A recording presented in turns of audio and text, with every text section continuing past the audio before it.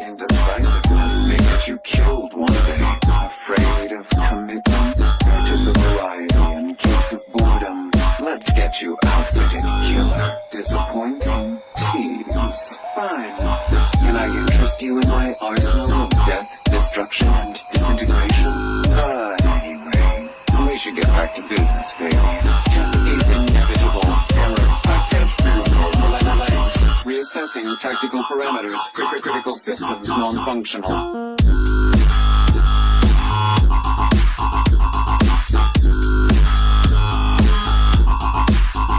Killer.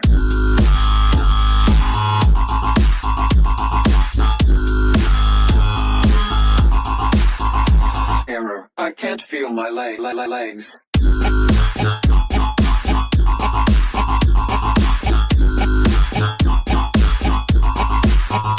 Alert.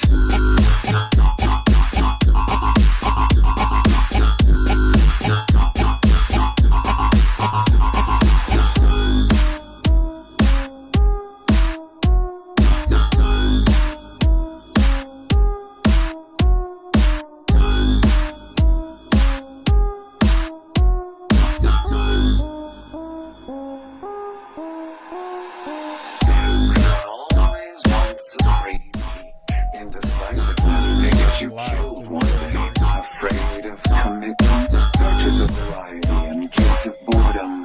Let's get you outfitted, killer. Disappointing? Tease. Fine.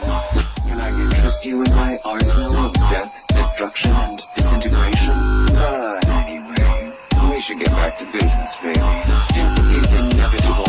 Error. I can't feel normal legs. Reassessing tactical parameters. Critical systems non-functional.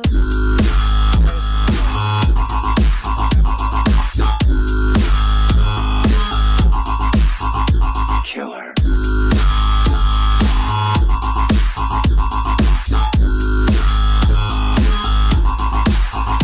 Error. I can't feel my legs.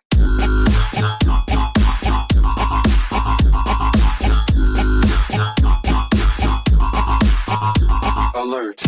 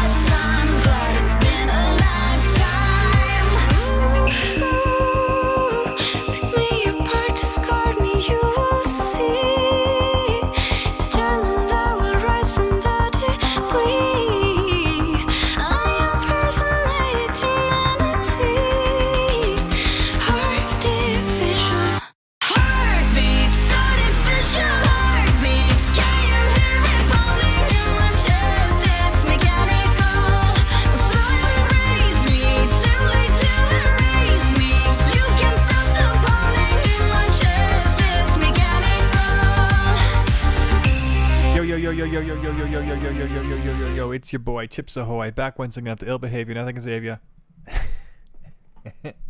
I have the best intros. No one can tell me otherwise.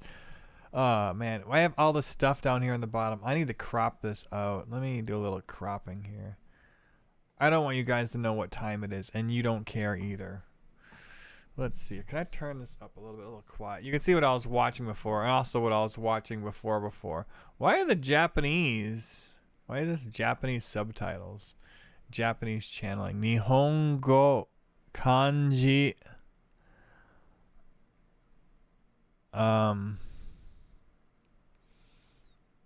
Beri uru. Hitoru. That's what they'd say his name. Hitoru. Sounds a little bit like Totoro. Hitoru. Hitoru. You're all gonna die. Let me connect to the Rumble.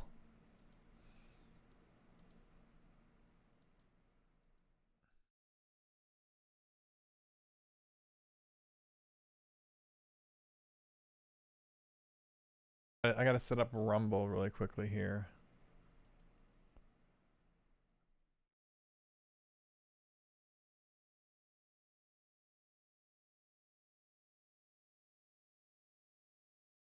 Gather around, everybody. Gather around. Share the stream if you haven't yet.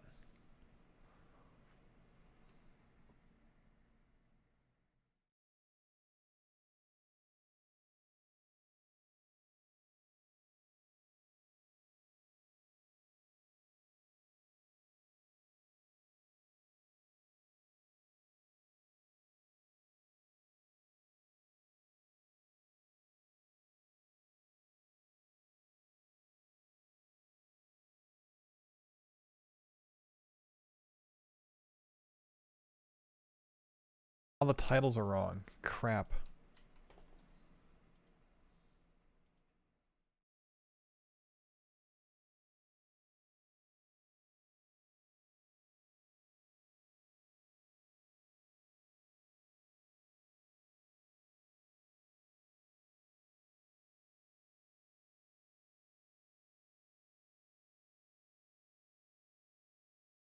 Let's pull down that fucking Hitler picture before people start getting the wrong idea.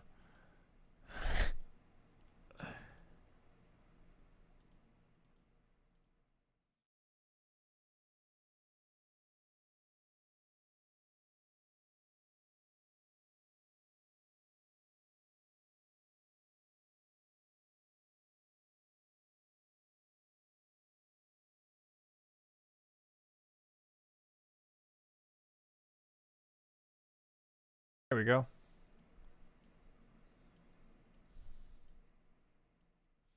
This is what I wanted to talk about. Elon Musk. What a little rascal. What a little rascal that guy is. Alright.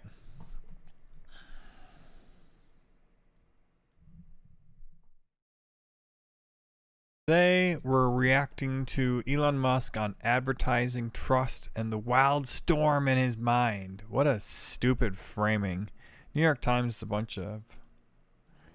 Well, I wouldn't expect less from them.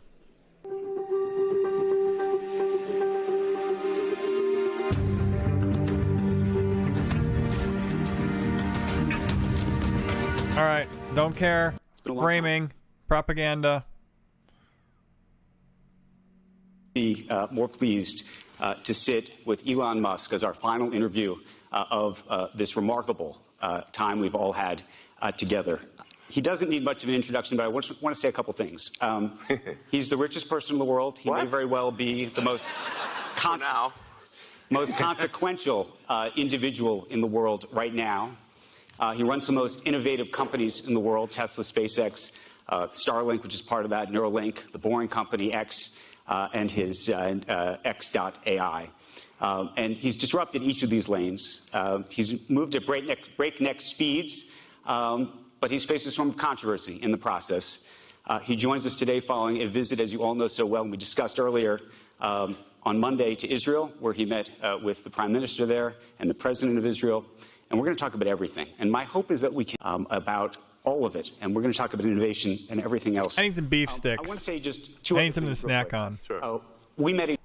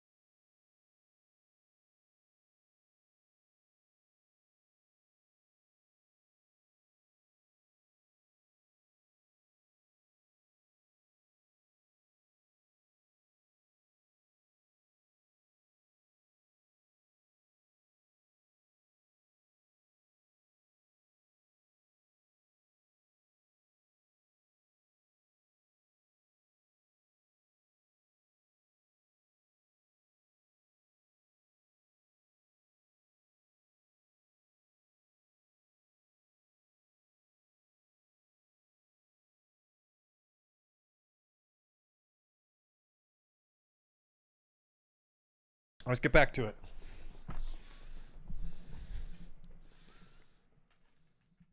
Yo, what's up, Tim Scott? Is this thing working? Do we got Twitch? Are we live on Twitch? Today we're reacting to Elon Musk. Yeah, we're live on Twitch, it says. Okay, good.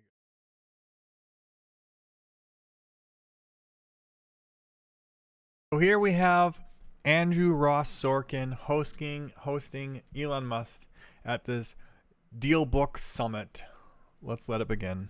each other for the first time 16 years ago. Yeah, it's a long time. It's been a long time. And Oldest kids were 3. when we first met, I think you were about to deliver your first Roadster. I don't think you had yet. Larry Page was still waiting to get one. Like 2007? 2007, 2008. And I remember Roadster was delivered 2008. I remember going back to the newsroom and saying, I think I just met the next Steve Jobs. Really? And Okay, I'm going to hold to that. Okay. I'm going to hold to that. Oh, A lot has shizzle. happened between when I first met you and now. You came to Not DealBook. been boring, that's for sure. Wait, actually, technically, I do have a boring company. 2012, you came to DealBook and sat on this stage, and we're thrilled to have you back. But there's been so much that's happened between now and then, and there's been so much that's happened in the past week and a half. And a lot of folks, and I want to tell you this. Hell of a year. A lot of folks called me up and said, you really going to host Elon Musk here? Can you believe what he just said on Twitter? On what? On X. On Yeah, X. yeah. So I don't, no idea what this Twitter thing is you and- keep talking about. Should you platform him? That's what they said. Yeah. Should you platform him? And I said that I think that it's our role, and I know you have issues with I journalists. have a platform.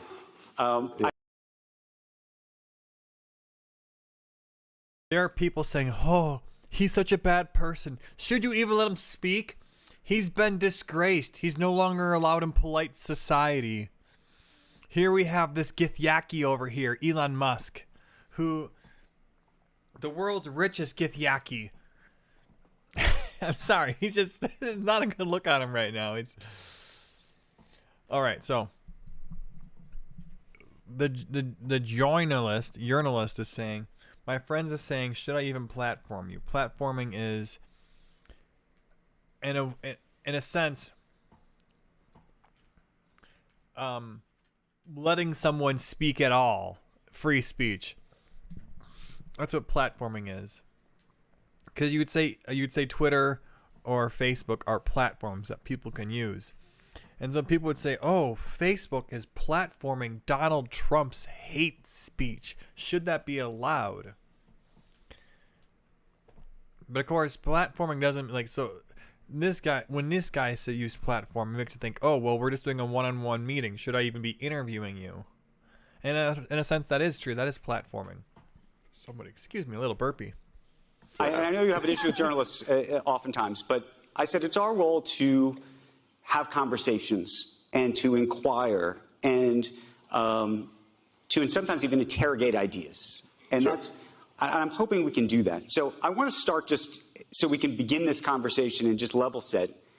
Take us through everything that happened, if you could. Everything? No, over the past week and a half. How long have you got? We've got the time. Okay. You send out a post or an X or a tweet. Yeah, I don't know what post, you want to whatever, describe it as. I'm trying to change, like, when things were just 140 characters, it made sense to call them a tweet, because there's like a bunch of little birds chirping. But when, the point at which you can put like 3-hour videos on, it's like, it's a very long tweet.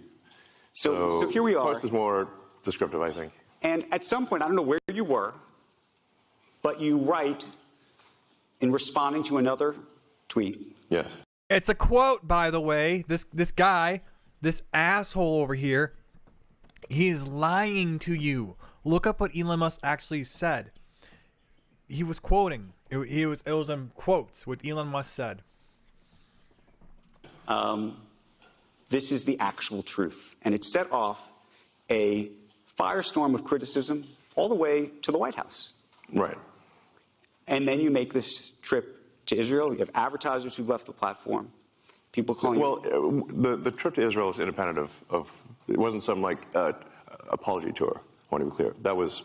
Okay, well, let's talk about that. So just take us back to the moment at which you write that. Trip to Israel is independent of. It wasn't like in response to that at all. Well, we'll do Israel in just a moment. And I have no problem being hated, by the way. I hear you. Based? Based? Nice. You know let's go straight to that then for a second. That's a good one. Because there is an idea, and you could say that I think it's a real care. weakness to want to be liked. A real weakness. And I do not have that. Well, let me ask you this then. There's a difference between saying I don't care if anyone likes me or they hate me. Yeah. But given your power and given what you have amassed and the importance you have, Another great line by you want to Elon. be trusted.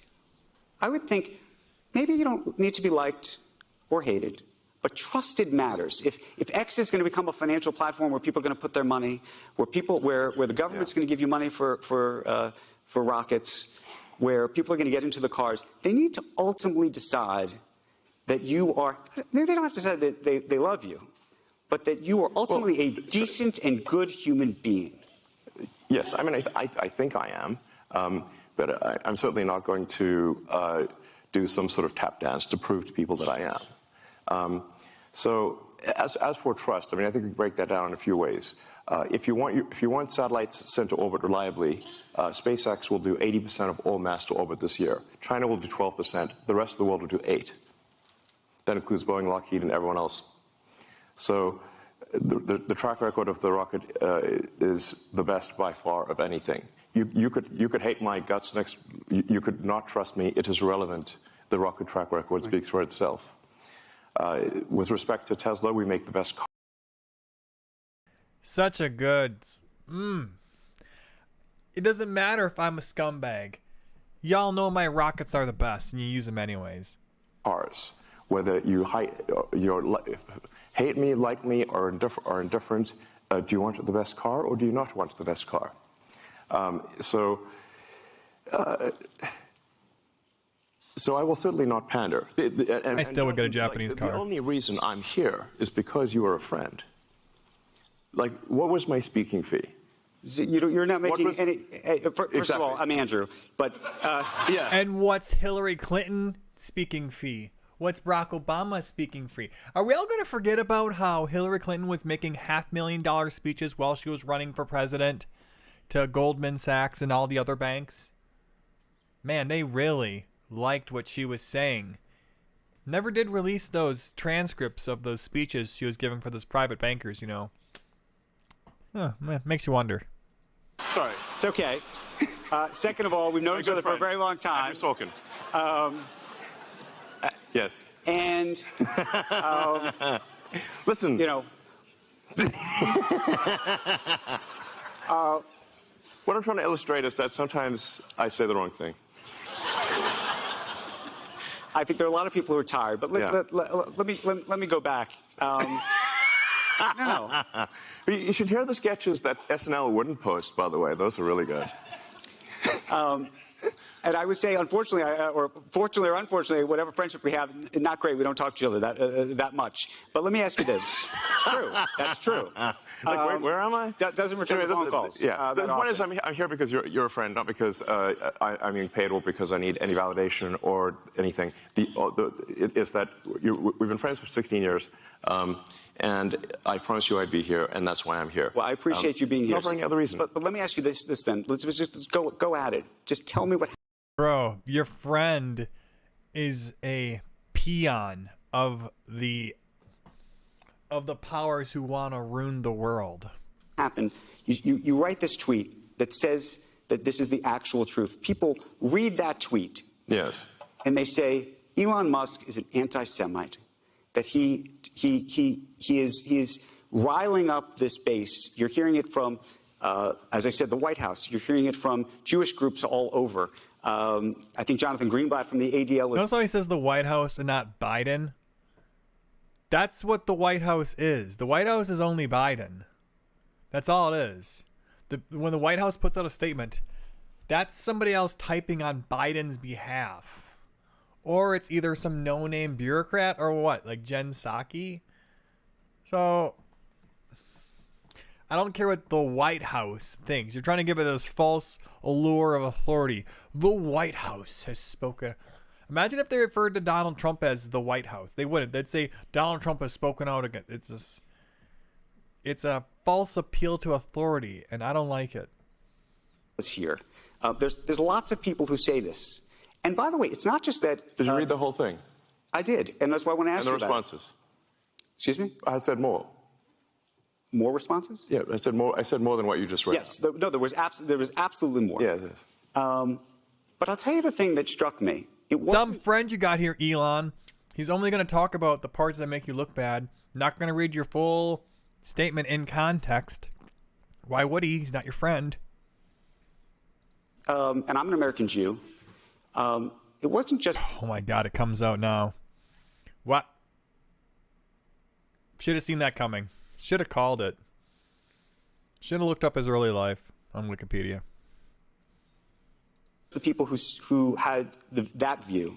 It was actually people who really are anti-Semites who said, "Oh my goodness, go Elon! This is fabulous." And that actually was the thing that really set me back. I said to myself, what's going on here? And I want to know how you felt about that in that moment when you saw all of this happening. Yeah. Well, first of all, I did clarify almost immediately what I meant. I would say that was, if I could go back and say I should, in retrospect, not have replied to that particular person, and I should have written in greater length as to what I meant. I did subsequently clarify it in replies, but those clarifications were ignored by the media. And essentially, I handed a loaded gun to those who hate me, and arguably to those who are anti-Semitic. And for that, I'm quite sorry. That was not my intention. So I did, You just apologized. Post on my primary timeline to be absolutely clear that I'm not anti-Semitic, and that I, in fact, if anything, am philo-Semitic. And the trip to Israel was planned before any of that happened. It was neither here nor there. Do you see this thing? Mm-hmm. Do you know what it is? I do, because I actually followed your entire trip to Israel. Right. Why don't you tell everybody? This says bring them home. The hostages. Applause, Breeze, please. It was given to me by the parents of one of the hostages. And I said I would wear it as long as there was a hostage still remaining. And I have. What was that trip like? And obviously, you know that there's a public perception that, and you're clarifying this now, but there's a public perception that was part of a apology tour, if you will. That this had been said online. There was all of the criticism. There was advertisers leaving. We talked to Bob Iger today. I hope they stop. You hope Don't advertise. Oh, you don't want them to advertise? No. What do you mean? If somebody's going to try to blackmail me with advertising, blackmail me with money, go fuck yourself. But Go fuck yourself. Is that clear? look at the guy's face. Look at him. He can't covers his mouth. He's trying to lie. He is speechless. Sorkin here.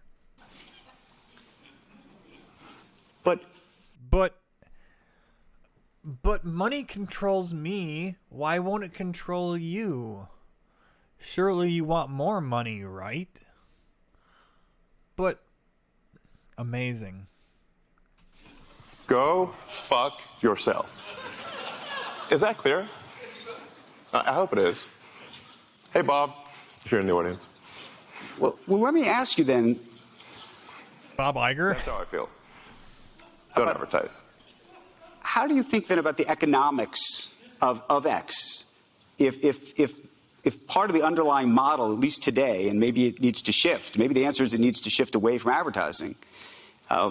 If you believe that These are these idiots who don't work in business. They think that no one will ever advertise on X. Okay, Disney won't. Someone else will. The ad space will always be available. Someone else will always buy it. There's someone who'll want it. that this is the one part of your business where you will be beholden to those who have this view, what do you do? F-Y.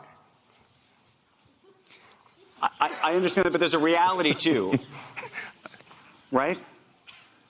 Right? There is a reality, right? Surely you're not free, are you, of the system? Right? We want to take you down, right? That's what that is.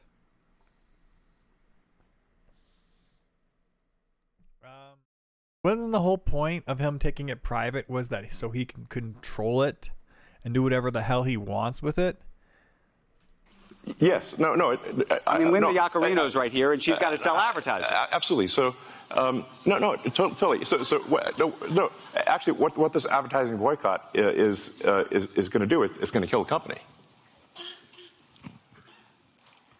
And do you think that the That's a hyperbolic statement. Look at that semi smile on his face. They're like, wait, what? Kill the company. And you hear what people are saying now on the news. They're saying, if Twitter goes under, maybe the company, maybe the United States government will have to bail it out and take it over. And then we get to take it, get to have it in our control again. That's seriously what some people are saying. And the whole world will know that those advertisers killed the company, and we will document it in great detail.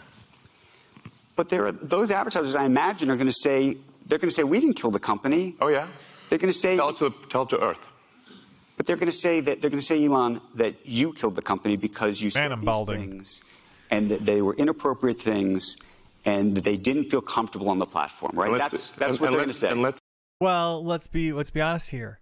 There's murderers and rapists on the platform. But you know what? There's even more pedos and murderers and rapists on Facebook, and people still advertise on those platforms. There's infinitely more Nazis on Facebook than there are on Twitter, but nobody cares.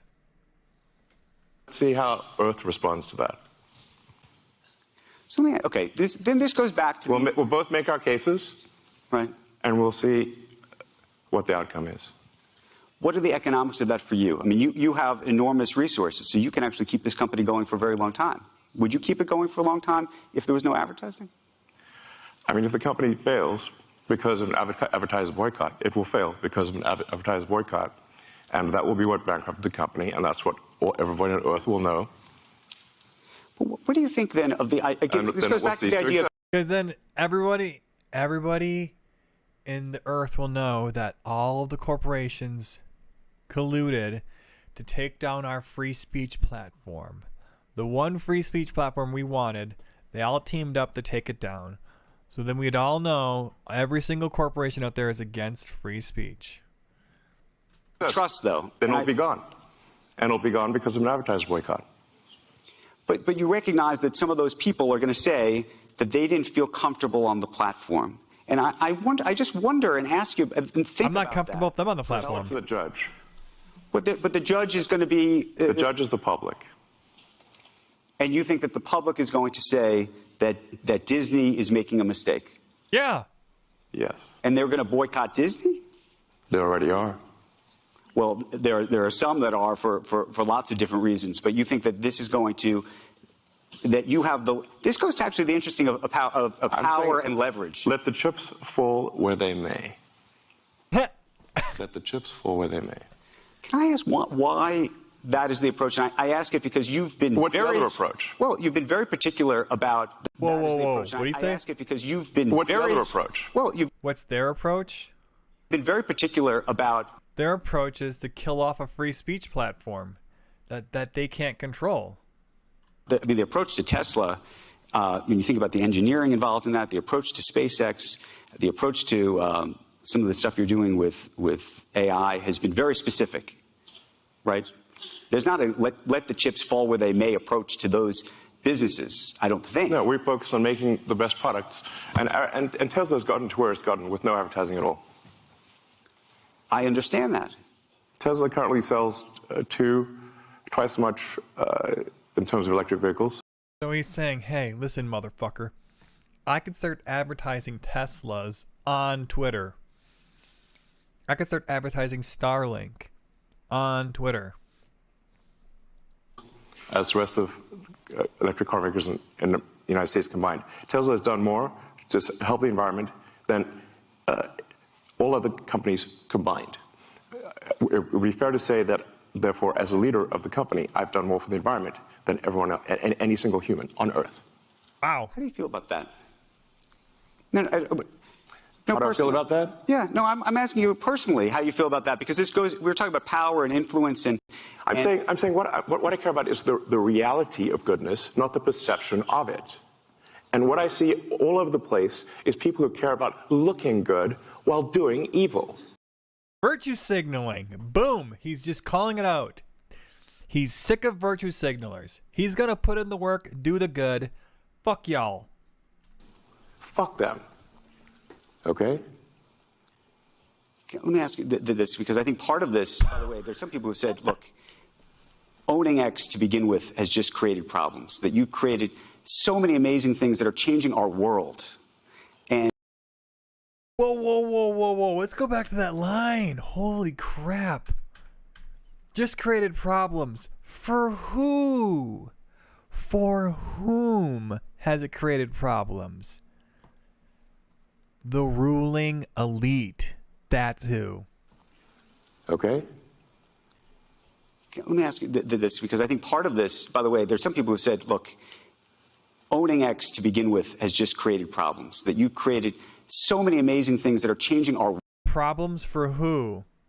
Again, problems for who? world. And I know you want to make X this fabulous town square free speech platform, but that And we hate that. unto itself that has created such a distraction of all of these things. This is the conversation we're having. We're not focused, or we're not talking at least yet, and we will. On Tesla, you have your Cybertruck. You know publicly why he bought Twitter, don't you? He said it before. Even I, a layperson, knows it. He says that free speech is like it needs to save humanity. Without free speech, humanity will die. I think he said that.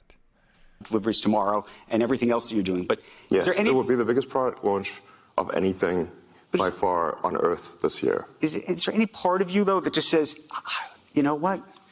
I just shouldn't have done this, or maybe I should sell it or give it away or do something else with the X piece of it. Yeah. They want him to give away Twitter so bad.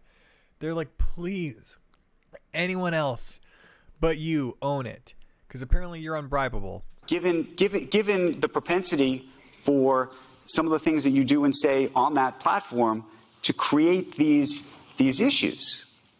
Yeah. And these problems, not really saying who the problems are for. Again, another thing here is these journalists, ruling elite type here, they'll often complain about things that aren't actually really problems. They'll say, oh, Trump is cozying up to dictators, or he's making us look bad on the world stage. It's like, that's intangible. That's an opinion. That's like a thought. Real things are job numbers, average yearly income, stuff that's real, rather than people's opinions of us. To propensity for some of the things that you do and say on that platform to create these issues. Disrupt the ruling elite as they try to screw over the populace. Yeah.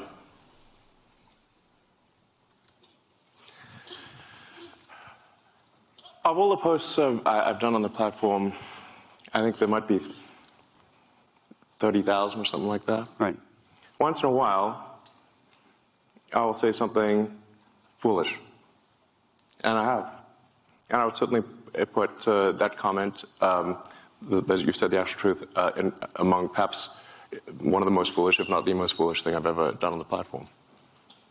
And I did do my best to clarify afterwards that, I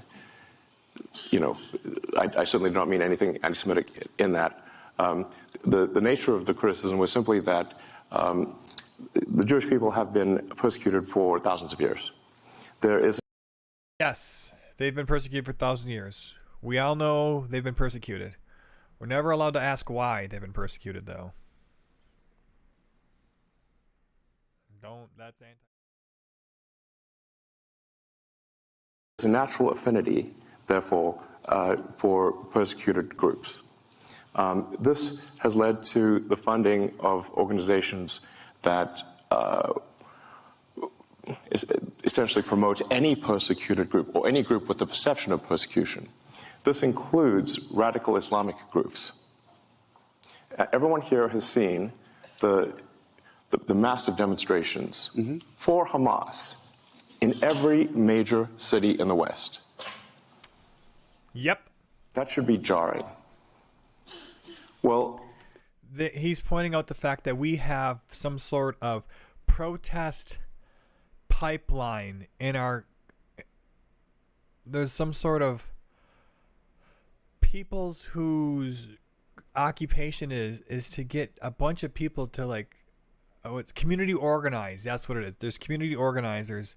Ever since George Floyd, that was more of a race-based one. Now there's it's become more of a colonizer base with Hamas. That's going to evolve.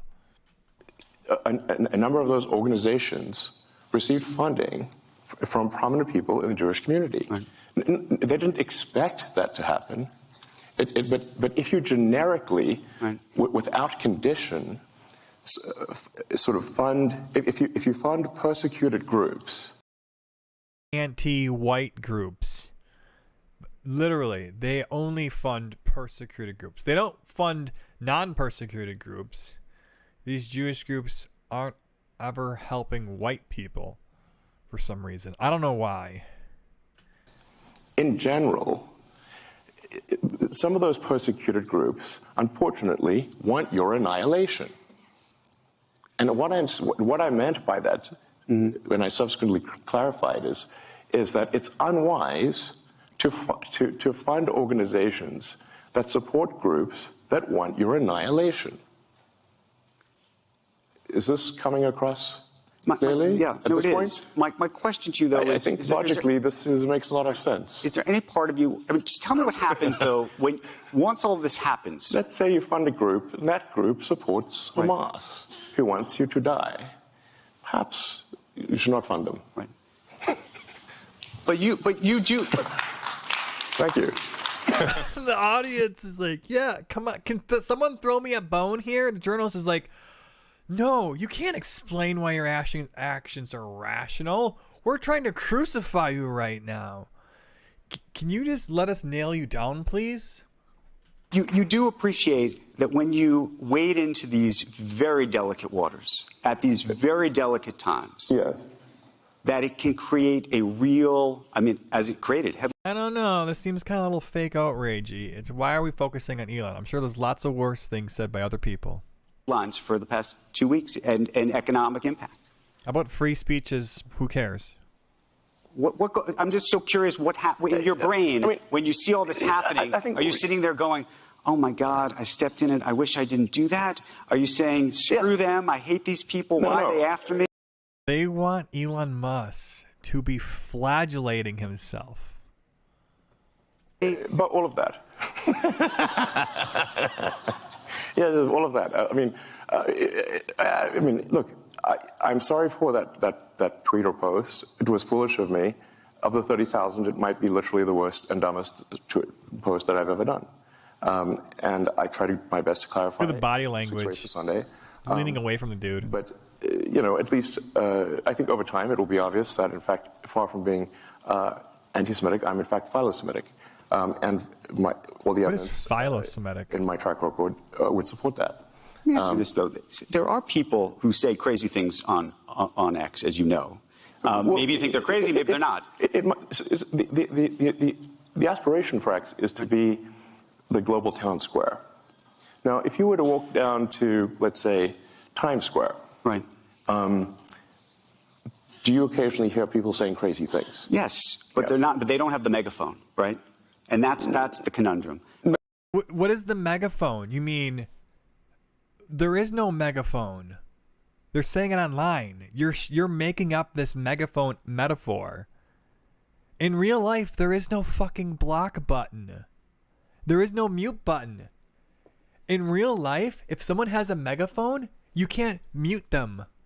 So this whole megaphone argument is BS.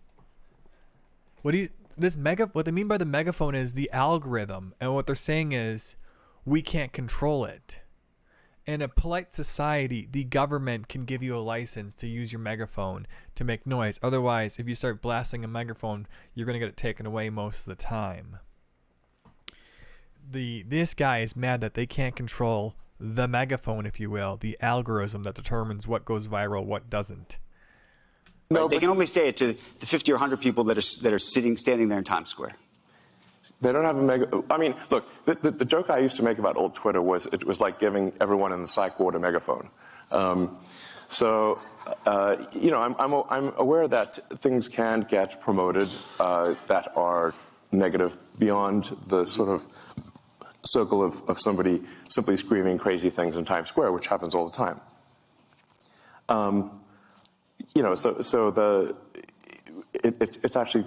It's pretty rare for something, frankly, that is hateful to be promoted. It's not that it never happens, but it's fairly rare. I would encourage people to look at, for those that use the system, when you look at the feed that you receive, how often is it hateful, and over time has it gotten more or less hateful? And I would say that if you look at the X platform today versus a year ago, I think it is actually much better. I mean, what is your personal experience? Are you surprised? I'm just curious. Bro, I can tell you my personal experience. I put out a single tweet that had a hate speech in it.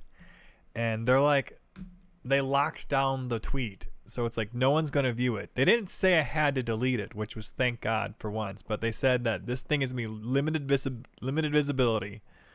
Only people who are directly linked to it are going to see it. I'm like, yeah, I don't think I've ever seen it. And he's talking about in your feed. Now, they want to make a big deal about, if you, there's hate speech done. But it's like, if you look up a swear word in the dictionary, whose fault is that? The dictionary or you? No one made you look up the swear word in the dictionary. So that's kind of what he's saying here. Your feed isn't the dictionary. Your feed is probably all the letter A or something, whatever. That's a bad analogy. I'll get off that one. You use this. I use the platform religiously. I will admit to being an addict, and I use the For You, and I will say now the problem is because I'm a journalist, I go looking for stuff. Well, I'm just saying.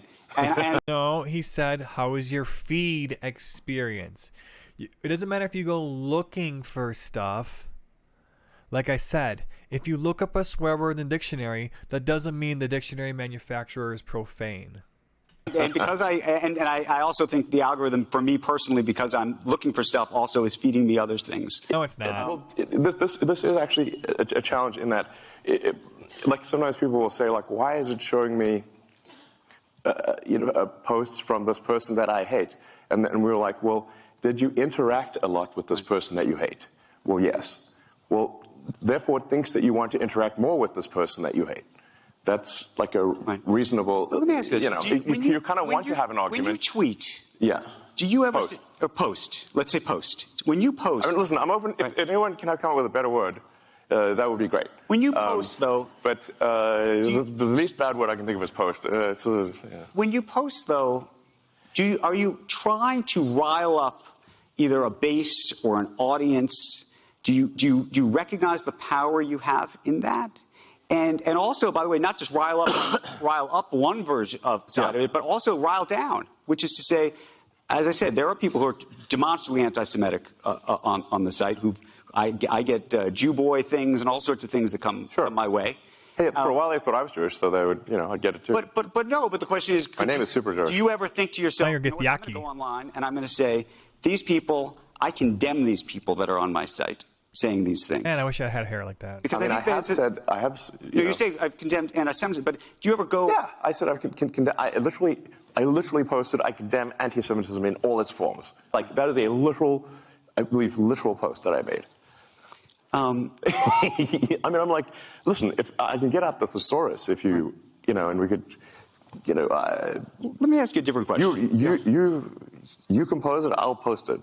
Okay, let me ask you this. You think, and I'm Jew boy things and all sorts of things that come my way. Hey, for a while they thought I was Jewish, so they would, I'd get it too. But no. But the question is, my name is Super Jewish. Do you ever think to yourself, you know what? I'm going to go online and I'm going to say, these people, I condemn these people that are on my site saying these things. Because I have. You say I've condemned anti-Semitism, but do you ever go? Yeah, I said I literally posted I condemn anti-Semitism in all its forms. Like that is a literal post that I made. No, what we want you to do is say all of anyone who's anti-Semitic is really bad, and we want you to kick them off your platform. And we want you to kick off anybody who's racist off your platform while you're at it. We want you to kick anybody who's sexist while you're at it, until there's no one left on your platform but people who completely agree with us, and/or your platform dies. I mean, I'm like, listen, if I can get out the thesaurus, if you and we could. Let me ask you a different question. You compose it, I'll post it. Okay, let me ask you this.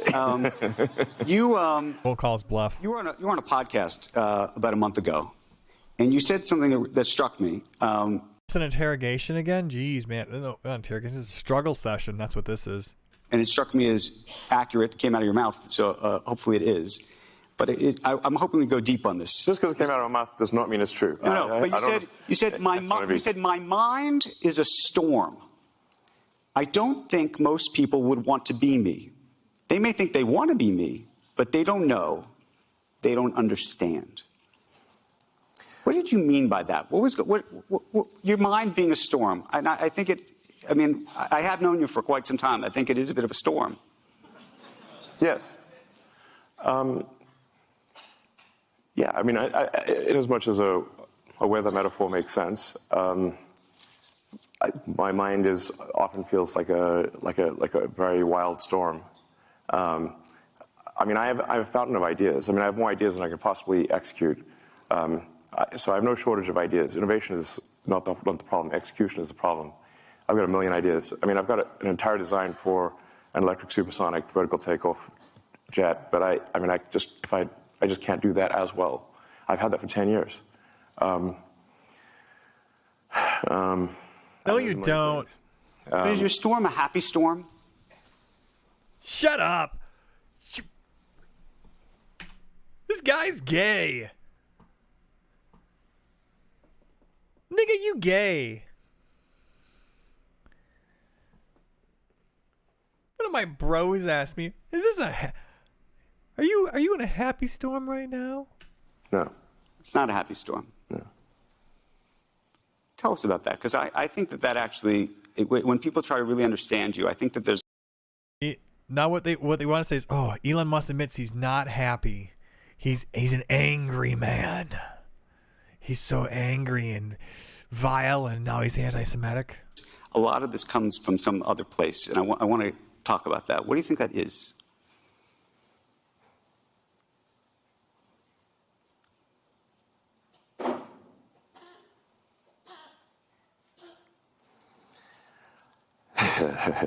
We should need like a psychiatrist couch here or something.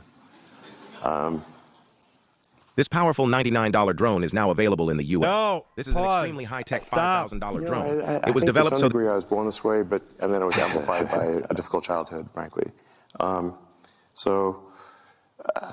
I can remember even in happy moments when I was a kid that it just feels like there's just a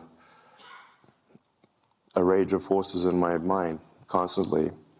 Now this, productively manifests itself in technology and building things for the most part. So, and I think on balance, the output has been very productive.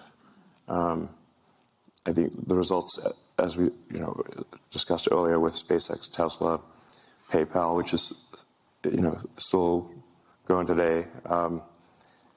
The first internet company that I started, in fact, the first internet company I started, Zip2, was funded by a New York Times company, Hearst Knight Ridder, and in fact, we wrote some of the software for the New York Times website, and we helped bring online several hundred newspapers that previously were only in print. Now this is in the 90s, which at this point is I'm like a grandpa, basically. The 90s and internet feels like a Precambrian era when there were only sponges.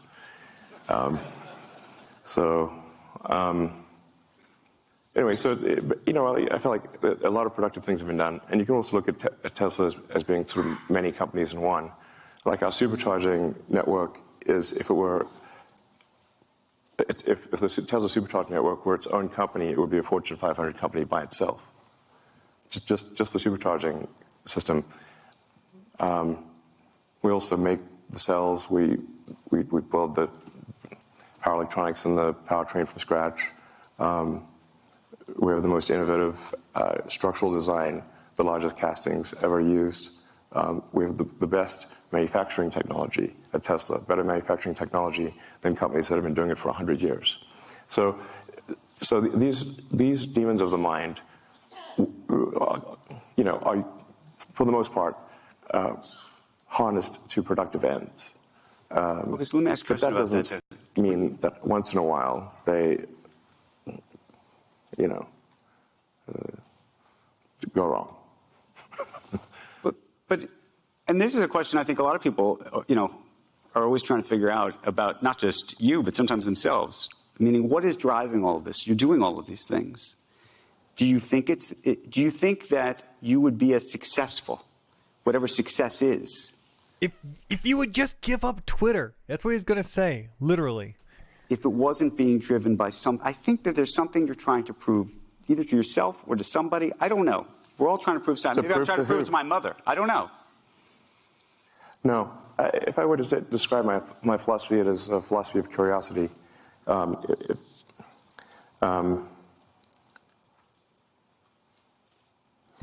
did have this existential crisis when I was around 12 about what's the meaning of life? Isn't it all pointless? Why not just commit suicide? Why exist? I read the religious texts. I read the philosophy books especially the German philosophy books, made me quite depressed, frankly. One should not read Schopenhauer and Nietzsche as a teenager.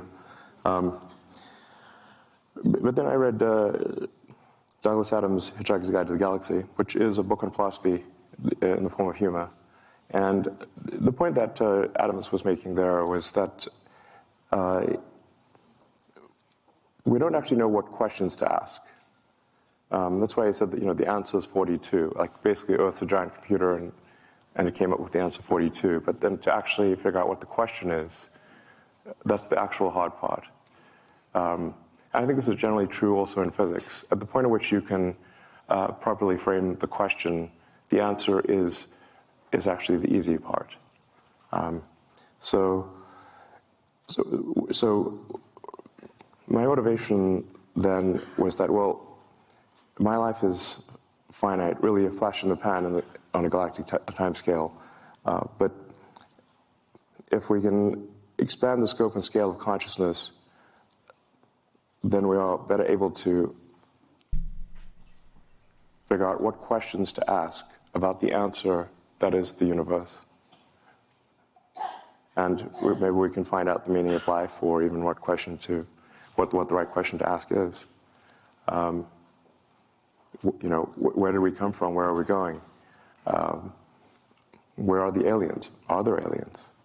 And, these questions,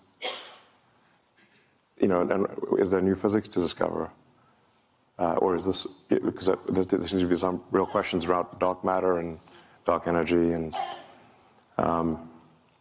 so the purpose of SpaceX is to extend life beyond Earth on a sustained basis, so that we can at least pass one of the Fermi great filters, which is that of being a single planet civilization. If we are a single planet civilization, then we are simply waiting around for some extinction event, whether that is man-made or natural. But if you're a single planet civilization, eventually something will happen to that planet and you will die. If you're a multi-planet civilization, you will live much longer. Also, a multi-planet civilization that's the natural stepping stone to being a multi-stellar civilization and being out there among the stars.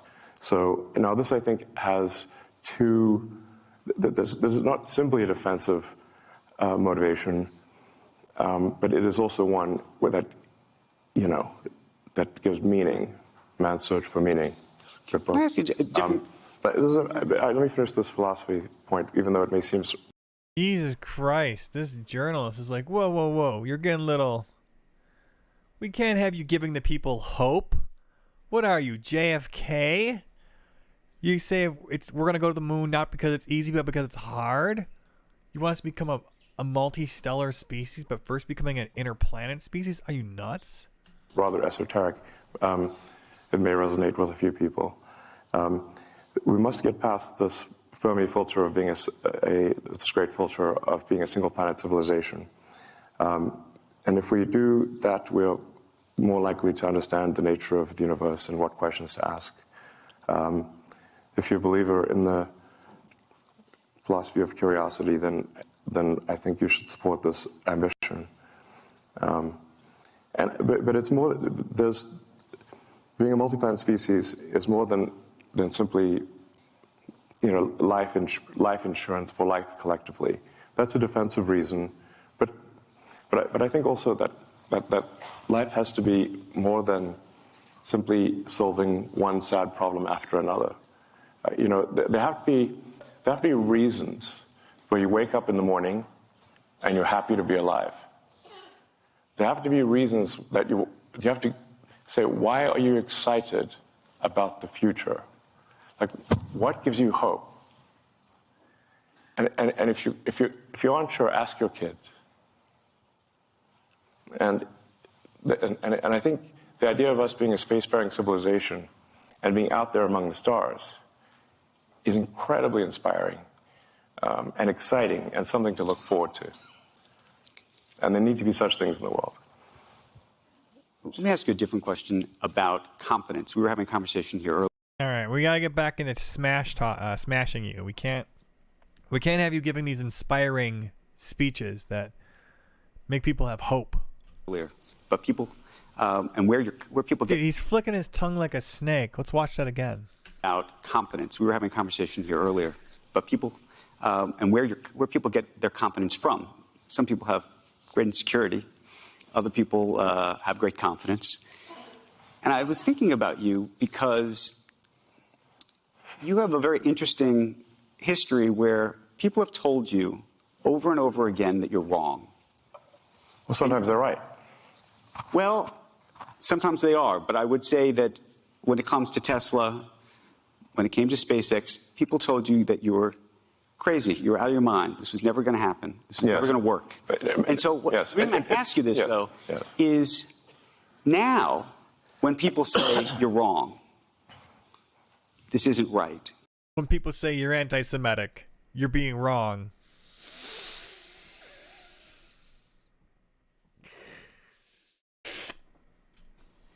Do you look at that and say, you know what, that's like a red flag for me because, you know, I've been told so often that I'm wrong that I know that I know I'm right because I've had that experience.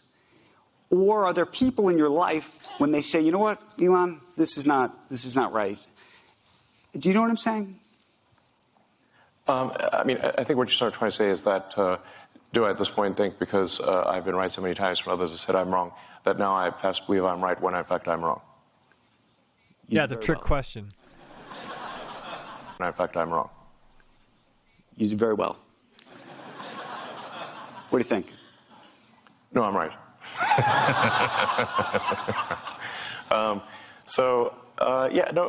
Look, here's the thing. Physics is unforgiving. Physics is unforgiving. So, I mean, I have, you know, these various little sayings I've come up with that physics is the law and everything else is a recommendation. Right. In the sense that you can break any law made by humans, but try breaking a law made by physics. That's much more difficult. So if you are wrong and persist in being wrong, the rockets will blow up and the cars will fail. Right. So this is, we're not trying to just figure out what flavor of ice cream is the best flavor of ice cream. Right. Like, if there's 1,000 things that can happen on a rocket flight, and only one of them gets the rocket to orbit. And so being wrong results in failure when dealing with physical objects. But that's the interesting part. So now you've built these great companies that physically, the physics of them are enormously successful. So successful, arguably, that you have leverage over everybody else, right? Nobody else can do Starlink. Nobody else can get nobody else can get the rockets in space yet. Amazon and Jeff Bezos are trying, but they haven't yet. I hope he does. You hope he does? Yeah. I mean, I think, you know, but I actually agree with a lot of Jeff's motivations. I mean, I think, you know, he's, you know, and so let me put it this way. If there was a button I could press that would delete Blue Origin, I wouldn't press it. So I think it's good that he's spending money on making rockets too. You know, it's just perhaps he spend more time on it, but it's only a good thing. It's only a good thing for us all, because then there's more collective rocket scientists in general. And then maybe someday those rocket scientists can quit Blue Dream or whatever, Blue Skies or whatever, and then they can work at Elon's company and vice versa. There's more talent pool to draw from. It's good. It's better. You know, it's up to him. But you know, I should make a point here. So nothing any of my companies have done has been to stifle competition. In fact, we've done the opposite. So at Tesla, we have open sourced our patents. Anyone can use our patents for free. How many companies do you know who've done that? Can you name one? I can't. At SpaceX, we don't use patents. So, I mean, once in a while we'll file a patent just so some patent troll doesn't cause trouble. But we're not stopping any. We've done nothing anti-competitive. We've done nothing to stop our competitors. I'm not suggesting you are at all. No, I just want to clarify for the audience, because some companies have done anti-competitive things. I think the strange thing, or the unusual thing about SpaceX and Tesla is that we've done things that have helped our competition. So at Tesla, we have made our supercharger system open access. We've made our charger technology available for free to the other manufacturers. The reason no walled garden. We could have put a wall up. But instead, we invited them in. The reason I mention this, though, is because you've had this success Some people in say the it's a strategy. physics world, you now have these very difficult decisions that have huge impacts on the world that are not physical decisions at all. They're decisions of the mind. They're decisions that you and others have to make, and there's a question whether you should be making these decisions at all. And I think about it in the context of Starlink. Obviously, there was the report about how it's being used in Ukraine and the Russia war. There's questions about Taiwan, whether Taiwan should use it or will use it. I believe they're not right now because they're worried that at some point maybe the Chinese will tell you that you have to, they have leverage over you and you're going to have to turn that off, right? I mean, these are very difficult decisions, and I'm so curious how you think about that. And not just the decisions, the fact that you have that power.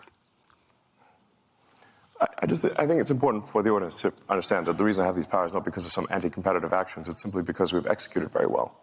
Oh, I'm not dismissing that. I think there are so many people, by the way, who are huge supporters of what you've created. There are other satellites out there, But they're not as good as yours. And and we can say that maybe make the same argument of cars and everything else. Yeah.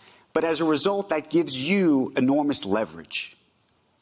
Right? Okay. I mean, with the exception of by the way, these advertisers. You hear his response right there? Okay. I'm the biggest one out there, so I have a responsibility now because I'm the biggest. Don't you think that all those giant banks around 2007 or 6 or 8 had a responsibility not to fail? We didn't really grill them or castigate them now, did we? Too big to fail, my butt. Warren on X. In every other instance, everybody needs you. Well, I mean, they use our product if it's better, then use somebody else's product if the other product's better.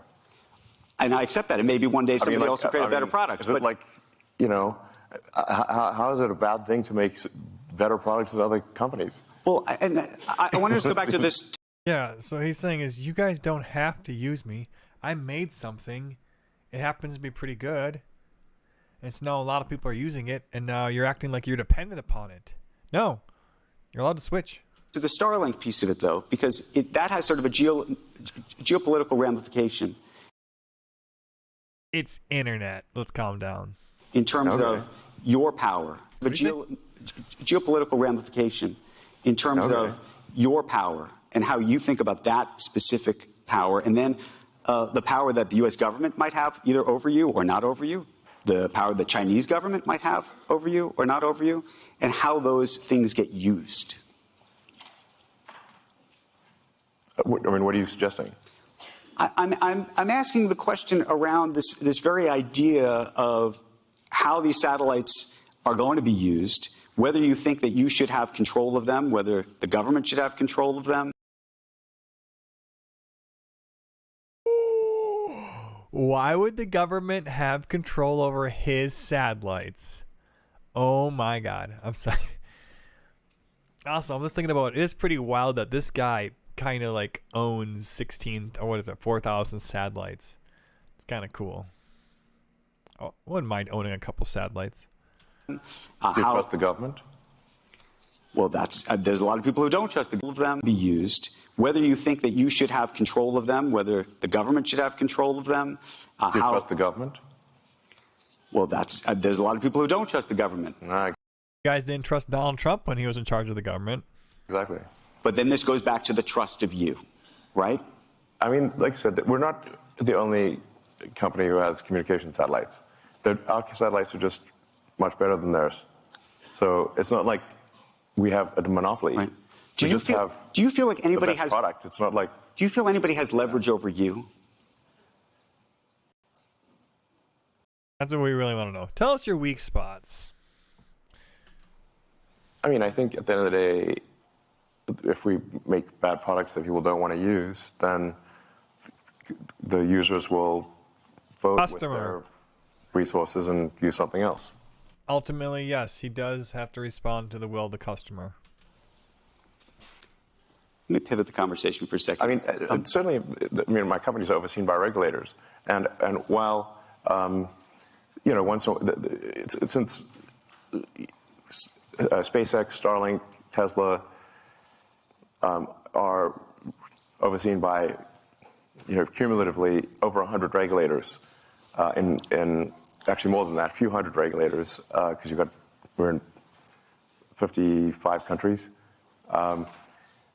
If you sum up all the times that I had an argument with regulators, of hundreds of regulators over decades, it can sound really terrible, except they forgot to mention that there were 10 million regulations we complied with and only 5 that I disagreed with. But they list all the 5, and it sounds like, wow, this guy's a real maverick. I'm like, yeah, but what about the 10 million we complied with? Let me one related thing on this, in the leverage of countries and things over you and regulators. X is this free speech platform. You do business in China, lots of business in China. That's an important part of your business, I imagine. Well, not SpaceX. How do you think about the leverage that the Chinese have over you? And do they have leverage over you? And how do you feel about, some people would say, is it hypocritical? That's kind of a weird way to ask the questions. First, how do you feel about the leverage that they have over you? And do they have leverage over you? First, it would be, do they have leverage over you? And how do you feel about that? Be doing business in China, or frankly in other countries as it relates to X and other things that don't follow this free speech path that you have espoused? The best that the X platform can do is adhere to the laws of any given country. Do you think there's something more we could do than that? I think it would be very hard, but I just wonder, given the sort of strong philosophical approach that you've been vocal about, whether you say to yourself, you know, maybe I shouldn't be doing business in that country. Well, first of all, Starlink and SpaceX are no business in China whatsoever. Tesla has one of 4 vehicle factories in China, and China is, you know, I don't know, a quarter of our market or something like that. And so it's a quarter of the market of one company. The same is true, by the way, of all the other car companies. They also have something on that order of a quarter of their sales in China. So if that's a problem for Tesla, it's a problem for every car company. I mean, I think one has to be careful about not conflating the various companies, because I can only do things that are within the bounds of the law. I cannot do beyond that. My aspiration is to do as much good as possible and to be as productive as possible within the bounds of what is legal. More than that, I cannot do. I want to pivot and talk about AI for a moment. We had Jensen Huang here, who's a big fan of yours, as you know. Yeah, Jensen's awesome. Talked about bringing you the first box, by the way, yes. With Ilya, interestingly enough. Yes. Back in 2016, I think. There's a video of Jensen and me unpacking the first AI computer at OpenAI. So I'm so curious what you think of what's just happened over the past 2 weeks while you were dealing with this other okay, we're talking about OpenAI's CEO leaving. Series of headlines. There was a whole other series of headlines OpenAI, so far. at OpenAI. What did you think? Oh, boy. Well, you founded it. Co-founded it. Co-founded it, yeah.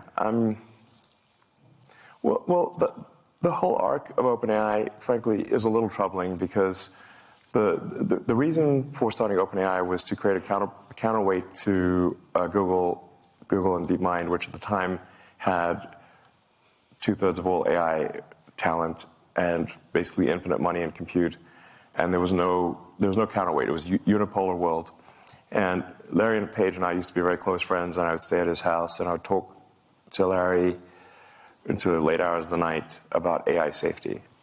And it became apparent to me that Larry did not care about AI safety.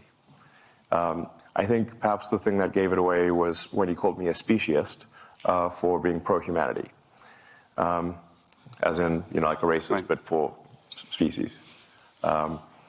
So I'm like, wait a second, what side are you on, Larry? And then I'm like, okay, listen, this guy's calling me a speciesist. He doesn't care about AI safety. We've got to have some counterpoint here, because this seems like we could be, this is no good. So OpenAI was actually started, and it was meant to be open source.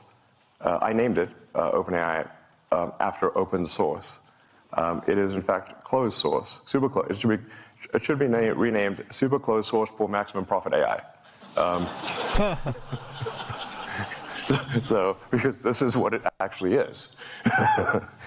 I mean, fate loves irony. I mean, in fact, a friend of mine says like the way to predict outcomes is the most ironic outcome is the most. It's like this Occam's razor, like the simplest sort of explanation is most likely. And my friend Jonah's view is that the most ironic outcome is the most likely, and that's what's happened with OpenAI. It's gone from an open source foundation, a 501c3, to suddenly it's like a $90 billion for-profit corporation with closed source. So I don't know how you go from here to there, but that seems like I don't know how you get. I don't know is this legal? That's legal. So as you saw Sam Altman get ousted Yeah. by somebody you know, Ilya, and Ilya was a friend of yours. Yes. You brought him there. Your relationship with Larry Page effectively broke down over you recruiting him away, I think. That's correct. That was the fight. Larry refused to be friends with me after I recruited Ilya. And so here's Ilya apparently saying something is very wrong. I think we should be concerned about this because I think Ilya actually has a strong moral compass. He thinks about, he really sweats it over questions of what is right. And if Ilya felt strongly enough to want to, fire Sam, well, I think the world should know what was that reason. Have you talked to him? I've reached out, but he doesn't want to talk to anyone. Have you talked to other people behind the scenes? Is this all happening? I've talked to a lot of people. I've not found anyone who knows why. Have you? I think we are all still trying to find out. I mean, look, one of two things is either it was a serious thing and we should know what it is, or it was not a serious thing and then the board should resign. What do you think of Sam Altman? I have mixed feelings about Sam. I do, the ring of power, can corrupt. And this is the ring of power. So, I don't know. I think he's corrupt. I want to know why Ilya felt so strongly as to fire Sam. This sounds like a serious thing. I don't think it was trivial. And I'm quite concerned that there's some, dangerous element of AI that they've created. Discovered? Yes. You think they've discovered something? That would be my guess. Where are you with your own AI efforts relative to where you think OpenAI is, where you think Google is, where you think the others are? I mean, on the AI front, I'm in somewhat of a quandary here because I've thought AI could be something that would change the world in a significant way since I was in college, like 30 years ago. So the reason I didn't go build AI right from the get-go was because I was uncertain about which edge of the double-edged sword would be sharper, the good edge or the bad edge. So I held off on doing anything on AI. I could have created, I think, the leading AI company, and kind of OpenAI actually kind of is that, because I was just uncertain if you make this magic genie, what will happen. Whereas I think building sustainable energy technology is much more of a single-edged sword that is single-edged good. Making life multiplanetary, I think single-edged good. Starlink, mostly single-edged good. I mean, giving people better connectivity to people that don't have connectivity or it's too expensive, I think is very much a good thing. Starlink was instrumental, by the way, in halting the Russian advance, and the Ukrainians said so. I think but with AI, you've got the magic genie problem. You may think you want a magic genie, but once that genie's out of the bottle, it's hard to say what happens. How far are we away from that genie being out of the bottle, you think? We think it's already out? I mean, the genie's certainly poking its head out. AGI, the idea of artificial general intelligence, given what you now are working on yourself, and you know how easy or hard it is to train, to create the inferences, to create the weights. I hope I'm not getting too far in the weeds of just how this works, but those are the basics behind the software end of this. It's funny, all these weights, they're just basically numbers in a comma-separated value file. And that's our digital God, a CSV file.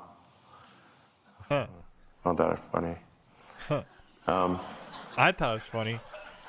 But that's kind of literally what it is. So I think it's coming pretty fast, Is that, I mean, you famously have admitted to overstating how quickly things will happen. But how quickly do you think this will happen?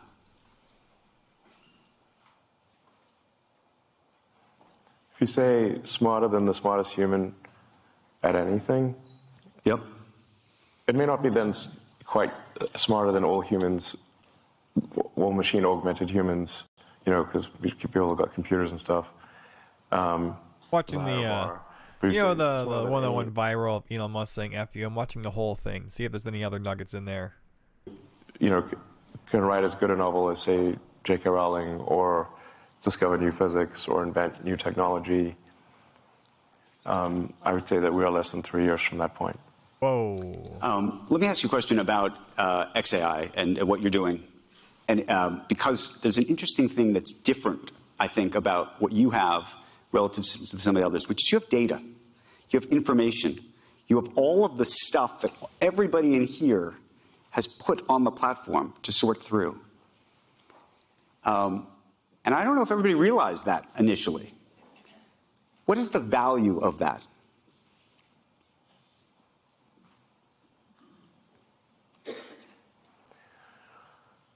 Yeah, I mean, data is very important. You could say data is probably more valuable than gold. Oh, wow. But then maybe you have maybe you have the gold in X in a different way. In a way, again, that I don't know if the public appreciates what that means.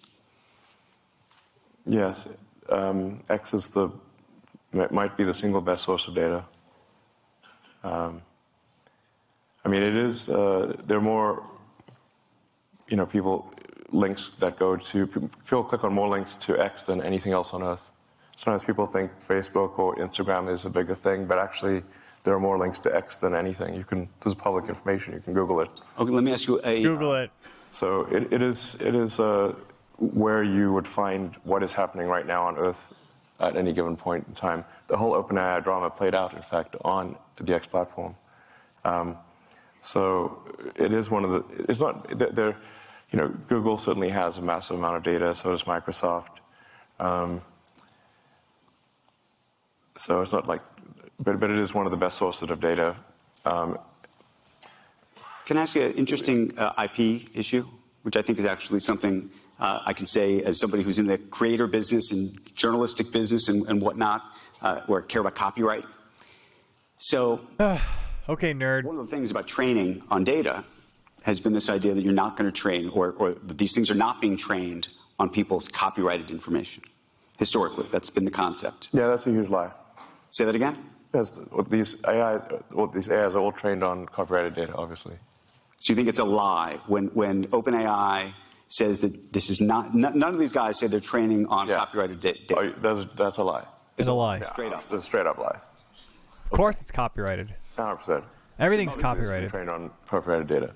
Okay, so let me ask you a second question, which is all of the people who have been uploading. I mean, it's like one every minute. Yeah. All of the people who have been uploading articles, the best quotes from different articles, videos to X.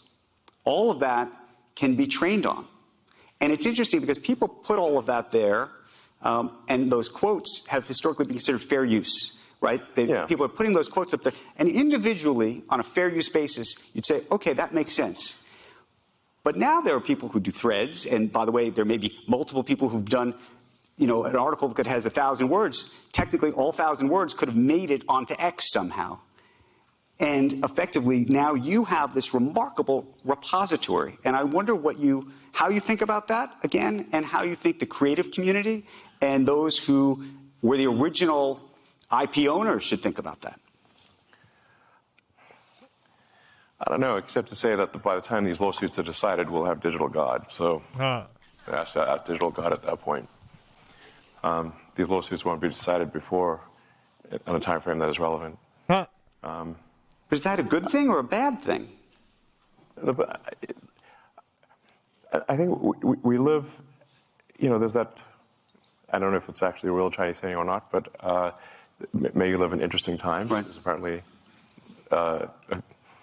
not a good thing. But I would prefer to, personally, I would prefer to live in interesting times.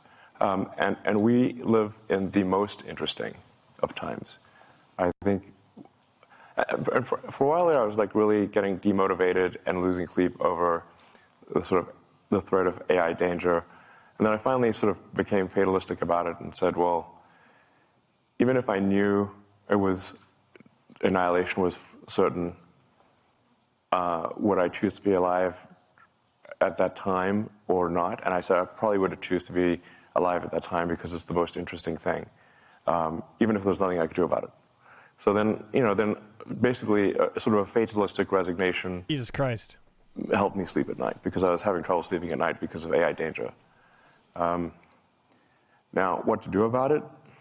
I mean, I've been the biggest, the one banging the drum the hardest, by far the longest, or at least one of the longest for AI danger. And these regulatory things that are happening, the single biggest reason they're happening is because of me. Do you think they're ever going to get their arms around it? We talked to the vice president this afternoon. She said she wants to regulate it. People have been trying to regulate social media for years and have done nothing effectively. Well, there's regulation around anything which is like a physical danger or a danger to the public. So like cars are heavily regulated, communications are heavily regulated, rockets and aircraft are heavily regulated. The general philosophy about regulation is that when something is a danger to the public, that there needs to be some government oversight. So I think, in my view, AI is more dangerous than nuclear bombs. And we regulate nuclear bombs. You can't just go make a nuclear bomb in your backyard. I think we should have some kind of regulation with AI. Say that now. This tends to cause the AI accelerationists to get up in arms because they think AI is sort of heaven, basically. But you typically don't like regulation. You've pushed back on regulators for the most part in the world of Tesla.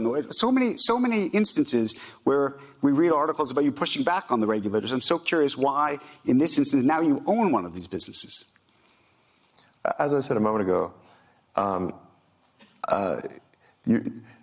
one should not take what is viewed in the media as being the whole picture. There are literally hundreds. This is probably not an exaggeration. So there are probably 100 million regulations that my companies comply with, and there are probably 5 that we don't. And if we disagree with some of those regulations, it's because we think the regulation that is meant to do good doesn't actually do good. But that's an interesting thing. Defying regulations. But the question is, if there are laws and rules, whether the idea is that you're making the decision that the law and the rule shouldn't be the law and the rule, and then, right? Isn't? No, I'm saying you're fundamentally mistaken, and it should be obvious that you're mistaken. My company's automotive is heavily regulated. We would not be allowed to put cars on the road if we did not comply with this vast body of regulation. Now, you could fill up the stage with literally, 6 foot high, with the regulations that you have to comply with to make a car. Right. Would make you could have a room full of phone books. That's how big the regulations are. And if you don't comply with all of those, you can't sell the car. And if we don't comply with all the regulations for rockets or for Starlink, they shut us down. So in fact, I am incredibly compliant with regulations. Now, once in a while, there'll be something that I disagree with. The reason I would disagree with it is because I think the regulation in that particular case, in that rare case, does not serve the public good. And therefore, I think it is my obligation to object to a regulation that is meant to serve the public good, but doesn't. That's the only time I object. Not because I seek to object. In fact, I'm incredibly rule-following. Let me ask you a separate question, a social media related question. We've been talking about TikTok today, ahead of the election. TikTok. TikTok is... What do you think of TikTok? Do you think it's a national security threat? What? I don't use TikTok. Say that again? You don't? I don't personally use it. But for people that, for teenagers and people in their 20s, they seem almost religiously addicted to TikTok. Some people will watch TikTok for like 2 hours a day.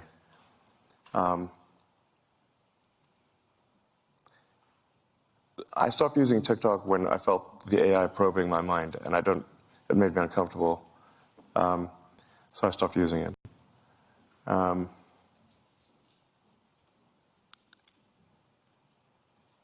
And in terms of anti-Semitic content, I mean, TikTok is rife with that. It has the most viral anti-Semitic content by far. But do you think the Chinese government is using it to manipulate the minds of Americans? No. Is that something that you think we should worry about? I mean, you have different states that are trying to ban it. I don't think this is some Chinese government plot. But it is, the TikTok algorithm is entirely AI powered. So it is really just trying to find the most viral thing possible. It's what is going to keep you glued to the screen. Right. That's it. Now, on sheer numbers, there are on the order of 2 billion Muslims in the world, and I think much smaller number of Jewish people.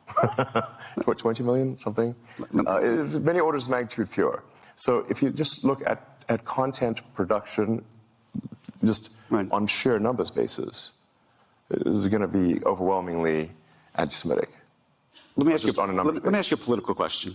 And I've been trying to square this one in my head for a long time. Yeah. In the last 2 or 3 years... Great point by Elon there about anti-Semitism. Moved decidedly to the right. What? I think. Have I? Well, we can discuss this. I think that you have been... Being a free speech guy is a right-wing position now. If you're pro-free speech, you're right-wing. So I think that's where the journalist is going here. Espousing and promoting a number of Republican candidates and others. You've been very frustrated with the Biden administration over, I think, unions and feeling like they did not respect what you've created.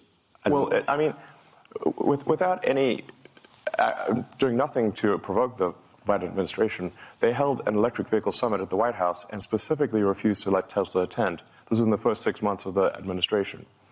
And we inquired, we're like, we literally make more electric cars than everyone else combined. Why are we not allowed? Why are you only letting Ford, GM, Chrysler, and UAW, and you're specifically disallowing us from the EV summit at the White House? We'd done nothing to provoke them. Then Biden went on to add insult to injury and publicly said that GM was leading the electric car revolution. This was in the same quarter that Tesla made 300,000 electric cars and GM made 26. Does that seem fair to you? So, but tell me this then. It doesn't seem fair. And I've asked repeatedly. You've probably seen me. And by the way, I had a great relationship with Obama. So there was not a. So, but then there's I voted this. for Obama. I stood in line for 6 hours to shake Obama's hand. Okay. So let me just ask on a personal level. I can see it in your face.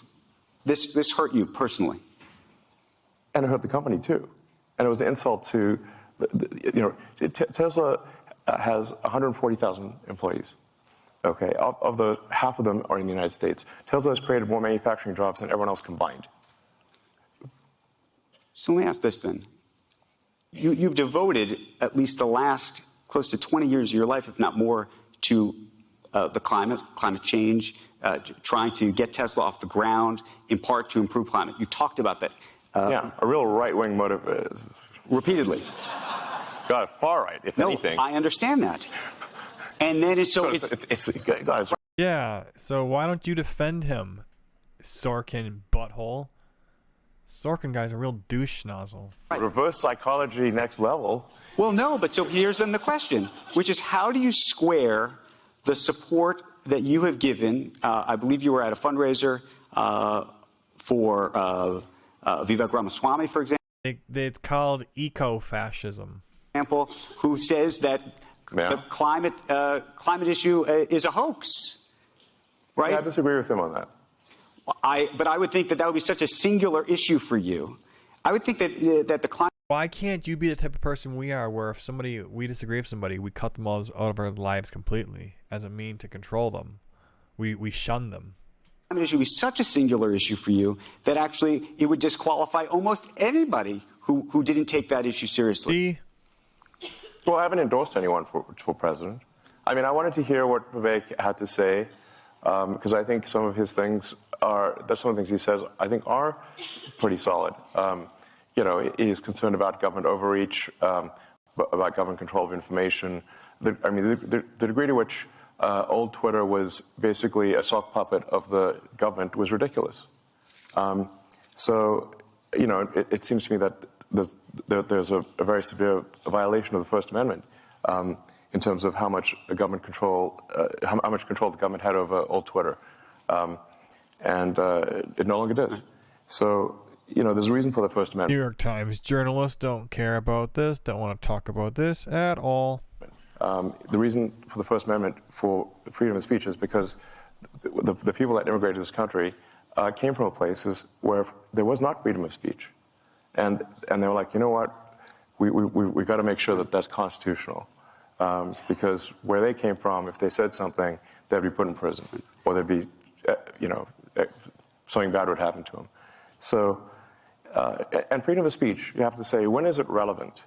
It's only relevant when someone you don't like can say something you don't like, or it has no meaning. And as soon as you sort of, you know, throw in the towel and concede to censorship, it is only a matter of time before someone censors you. And that is why we have the First Amendment. Could you see yourself voting for President Biden? If it's a Biden-Trump election, for example? Ew.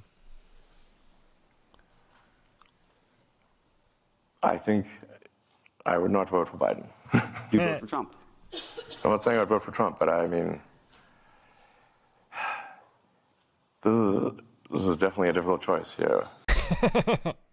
Here's a hint. I'm not voting for Biden. I won't tell you I'm voting for Trump. You know. Would you vote for Nikki Haley? Nikki Haley, by the way, wants all. What? Where did this Nikki Haley recommendation come from?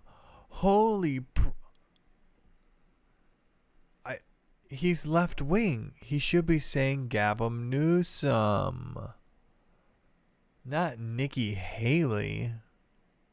Ew. All social media names to be exposed, as you know. No, I think that's outrageous. Yeah, no, I'm not going to vote for some pro-censorship candidate. Like I said, I mean, I think these, you have to, you know, consider that there is a lot of wisdom in these amendments, you know, I mean, the Constitution. You know, a lot of things that we take for granted here in the United States that don't even exist in Canada. There's no constitutional right to freedom of speech in Canada.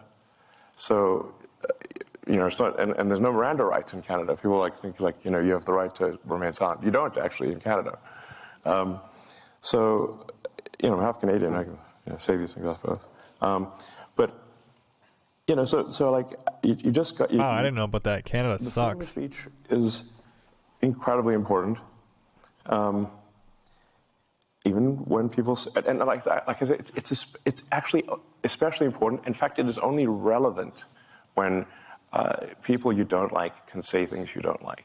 And do you think right now that they're meaningless? You think right now the Republican candidates or the Democrats are more inclined? I mean, this is where you go to, I assume, to woke and anti-woke and the mind virus issue that you've talked about. Which party do you think is more pro freedom of speech, given all the things you've seen? Because we also see, you know, yes. DeSantis, you know, preventing people from reading certain things. Maybe you think that's correct. No. Look, we actually are in an odd situation here where, on balance, the Democrats appear to be more pro-censorship than the Republicans. That's true. I mean, that used to be the opposite. It used to be, the left position was freedom of speech. Yep. I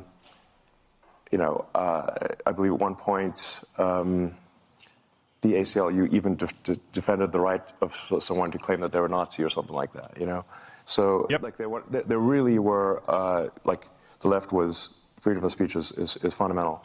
I mean, my at least perception, perhaps it isn't accurate, is that the pro-censorship is more on the left than the right. Yep. We certainly get more complaints from the left than the right, let me put it that way. Yep. But my aspiration for the X platform is that it is the best source of truth, or the least inaccurate source of truth. I don't know if you will believe me or not, but I think honesty is the best policy, and I think that the truth will win over time. And we've got this great system, and it's getting better, called Community Notes, which is fantastic, I think, at correcting falsehoods or adding context. In fact, we make a point of not removing anything, but only adding context. Now, that context could include that this is completely false, and here's why. And no one is immune to this. I'm not immune to it. Advertisers are not immune to it. In fact, we've had Community Notes, which has caused us some loss in advertising. I've seen it before. They've had Community Notes on like a video game. It'll be like a mobile video game where like some crazy animation's happening, and the Community Notes said, "Actual gameplay does not look like this." So the Community Notes saved you from wasting your money on a falsely advertised game. Speaking of loss of advertising revenue, if a Community Note, if there's false advertising, the Community Note will say, "This is false," and here is why. There's one specific example that is public knowledge, so I'll mention it, which is at one point Uber had this ad which said, "Earn like a boss." And it was community noted, if by boss you mean $12.47 an hour, this did cause at least a temporary suspension of advertising from Uber. I got to ask you a question that might make everybody in the room uncomfortable or not uncomfortable. But it goes to the free speech issue. The New York Times company and the New York Times newspaper. We are against free speech because here's why these journalists are against free speech. That's competition. They want less competition. There it is.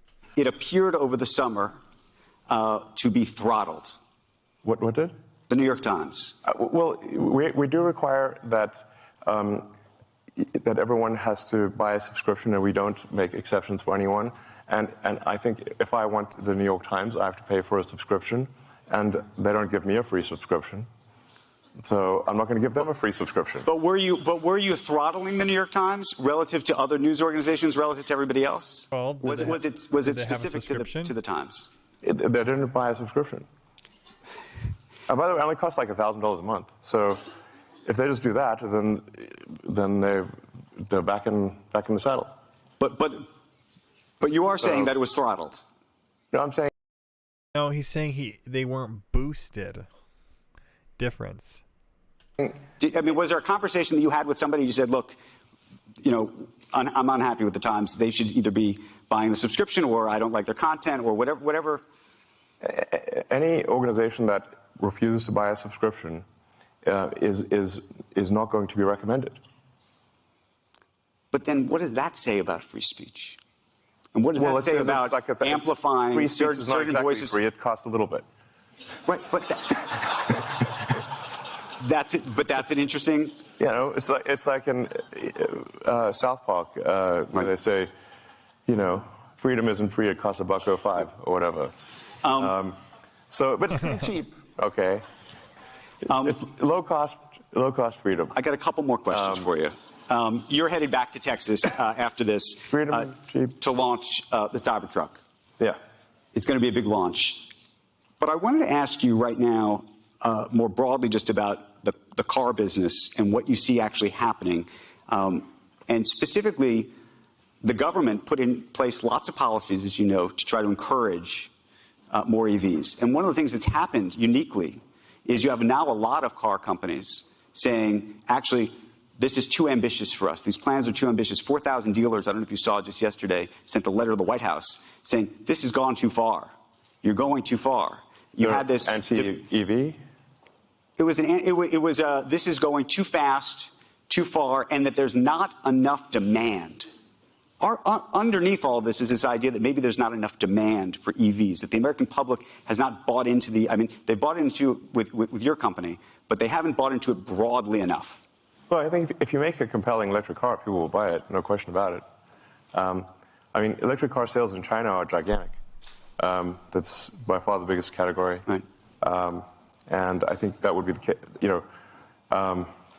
it's worth noting, so probably the best refutation of that is that the Tesla Model Y will be the best-selling car of any kind on Earth this year. Of any kind, gasoline or otherwise. Is there another car company that you think is doing a good job with EVs? I think the Chinese car companies are extremely competitive. By far our toughest competition is in China. So, there's a lot of people who out there who think like the top 10 car companies are going to be Tesla, followed by 9 Chinese car companies. I think they might not be wrong. So, China is super good at manufacturing, and the work ethic is incredible. So, if we consider different leagues of competitiveness at Tesla, we consider the Chinese league to be the most competitive. And by the way, we do very well in China because our China team is the best China. How worried are you that the unionization effort that just took place I shouldn't say effort, but the new wages and the like at GM and Ford that they're coming for you? And they are coming for you. What is that going to mean to you and your business?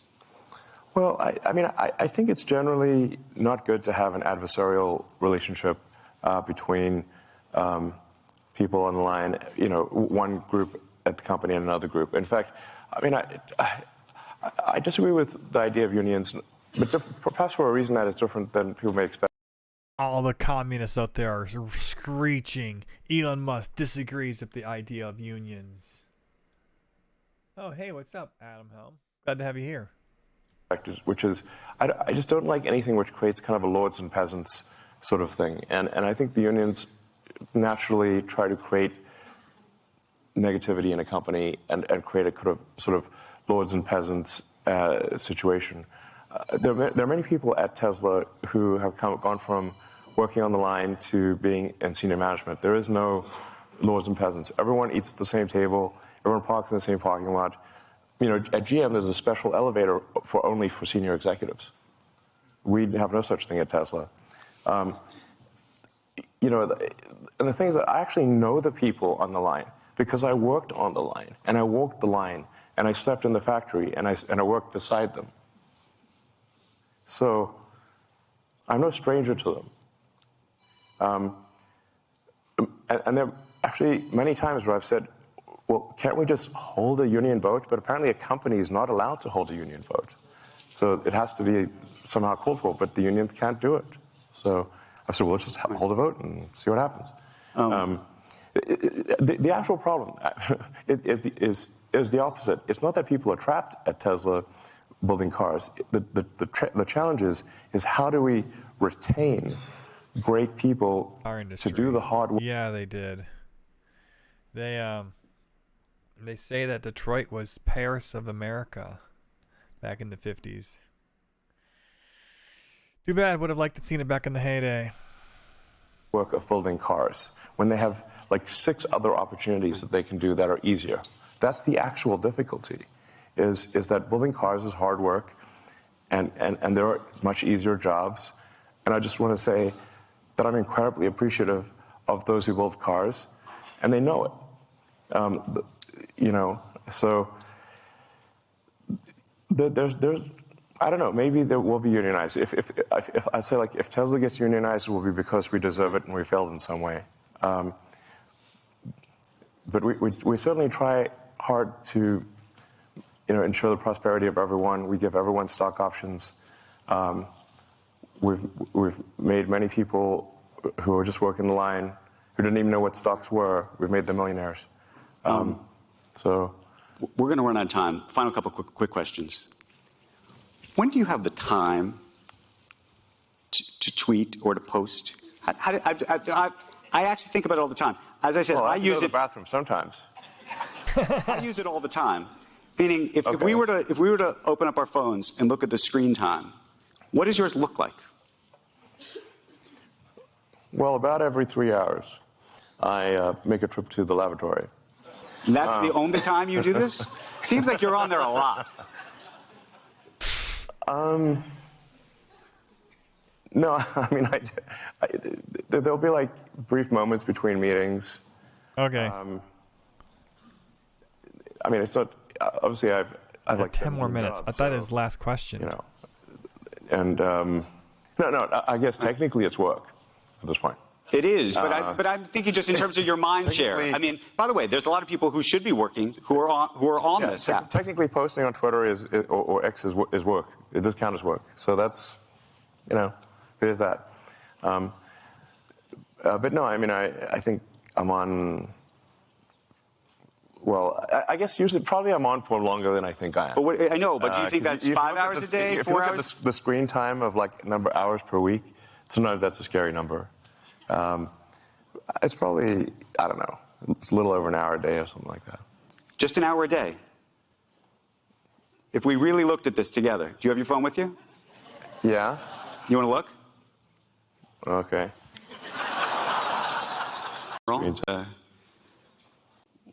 Not accurate because it says it's 1 minute. Pretty sure it's more than that. Wait, it's over the week. There we go. Yeah, go to the week. Okay, so it's still wrong. It's more than 4 minutes. I just got a new phone, so this is not accurate. All right, I'm gonna wrap this video here. Do I have anything else lined up? Yes.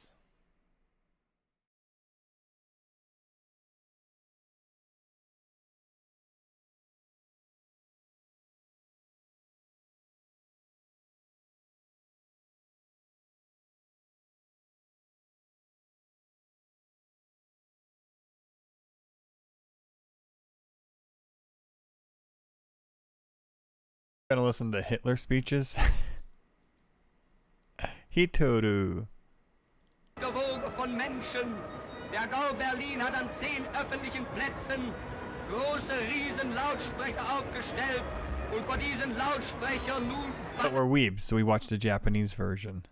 All right, let's see. I think I have some other clips I wanted to go through. Or let me go check my my Telegram, actually. I always have good stuff on the Telegram. There we go.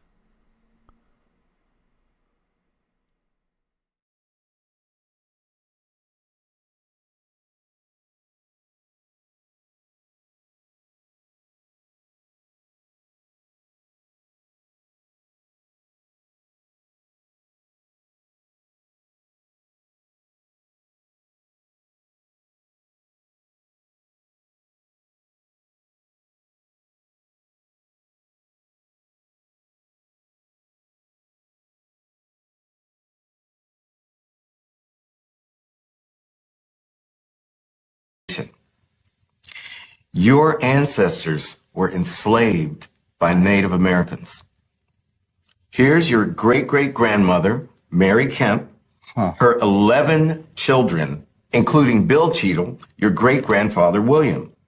And you can see William's father, Henderson, or Hance Cheadle. You are one of the few African Americans who was not enslaved by white. Card for the Chickasaw freedmen, the former slaves owned by the Chickasaw Nation. Owned by the Chickasaw Nation. Owned by the Chickasaw Nation. Your ancestors were enslaved by Native Americans. Here's your great-great-grandmother, Mary Kemp, Ain't that her some 11 shit? children, including Bill Cheadle, your great-grandfather, William. And you can see William's father, Henderson, or Hence Cheadle. Huh. You are one of the few African Americans who That was was not owned enslaved by- by white people, Yeah, enslaved by Native Americans. I don't know how I feel about that. It's crazy. Is an official enrollment That is card kind of for crazy, the man. Chickasaw. Do I still get reparations? Can I still blame the white man? Do I have to be mad at Native Americans? I don't know. Next topic here.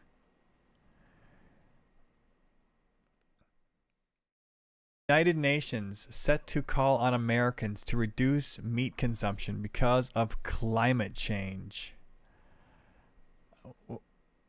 All right. I already know. I'm going to tell you guys what I think.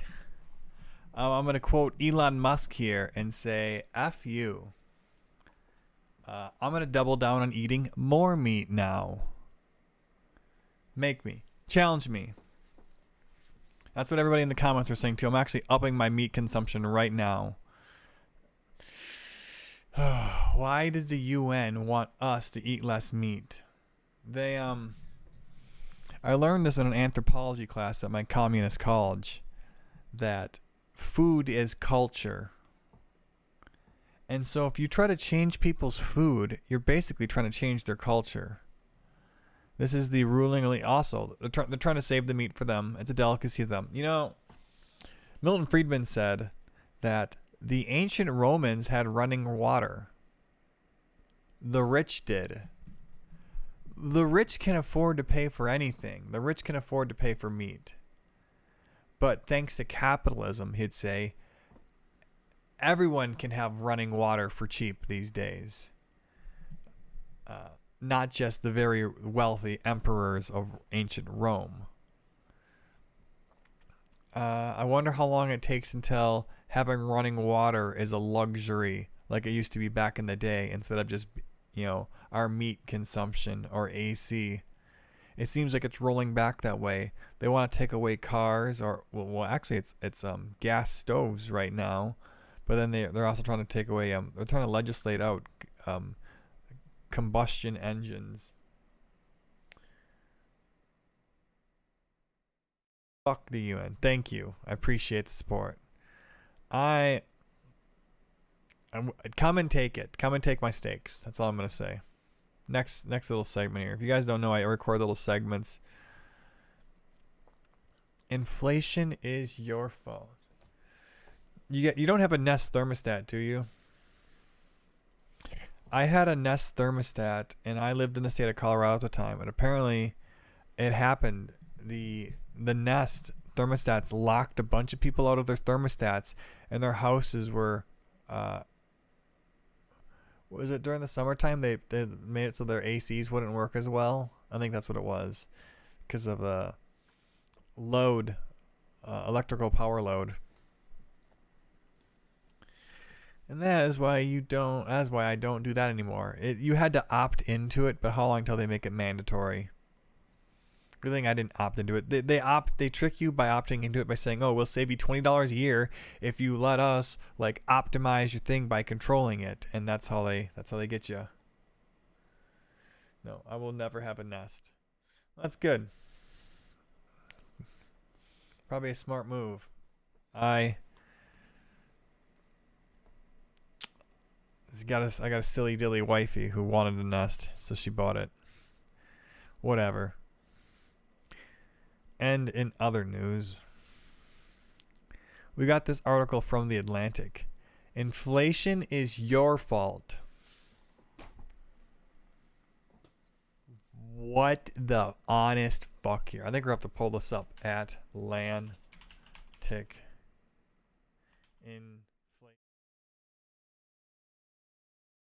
What the fuck were they thinking by this article?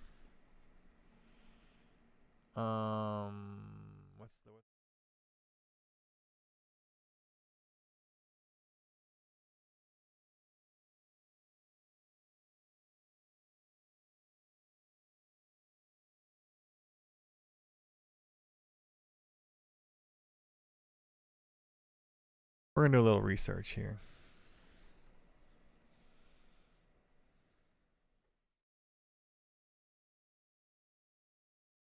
How does inflation work? I just need some good quotes here.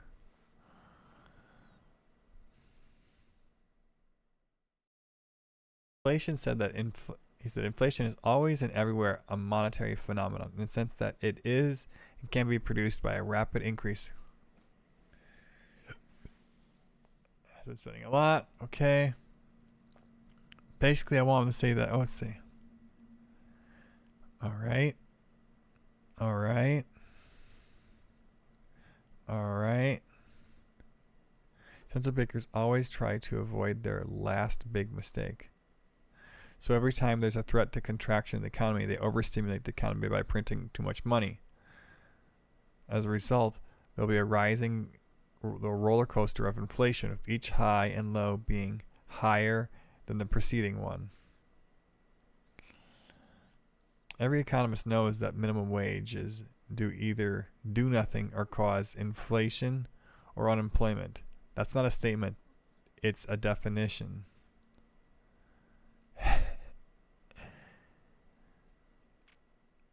It's a monetary phenomenon.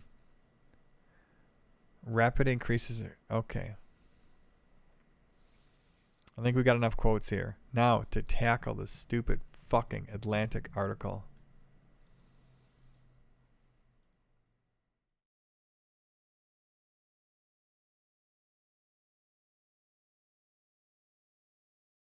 Alright, let's get into it. Hey everybody, I'm Radically Moderate, and today we're reading this stupid article from The Atlantic. I can't believe they even published this. Annie Laurie, shame on you. I just want to say, I'm a dummy who has an associate's degree. I didn't take an economy class, but I did stay at a Holiday Inn Express last night. No, I did watch Milton Friedman's Free to Choose series on YouTube a couple times, and I remember the quotes from it. Inflation is taxation without legislation. So yeah, there's three ways, basically he's saying there's three ways the government can tax you. They can vote to raise taxes, like on your income tax. They can deficit spend, which is future taxation because it has to be paid off sooner or later. Or inflation, where the government prints money to pay for their deficit or for their spending, but it costs you your spending power. They're stealing your spending power when the government prints money. Inflation is the one form of taxation that can be imposed without legislation. That's true. When the government prints money, they don't have to vote on it, and they're stealing from you. Inflation is always and everywhere a monetary phenomenon in the sense that it is and can be produced only by a rapid increase in the quantity of money than in output. Let's see here. Rapid increases in the quantity of money produce inflation. Sharp decreases produce depression. Inflation is a monetary phenomenon. It is made by or stopped by the central bank.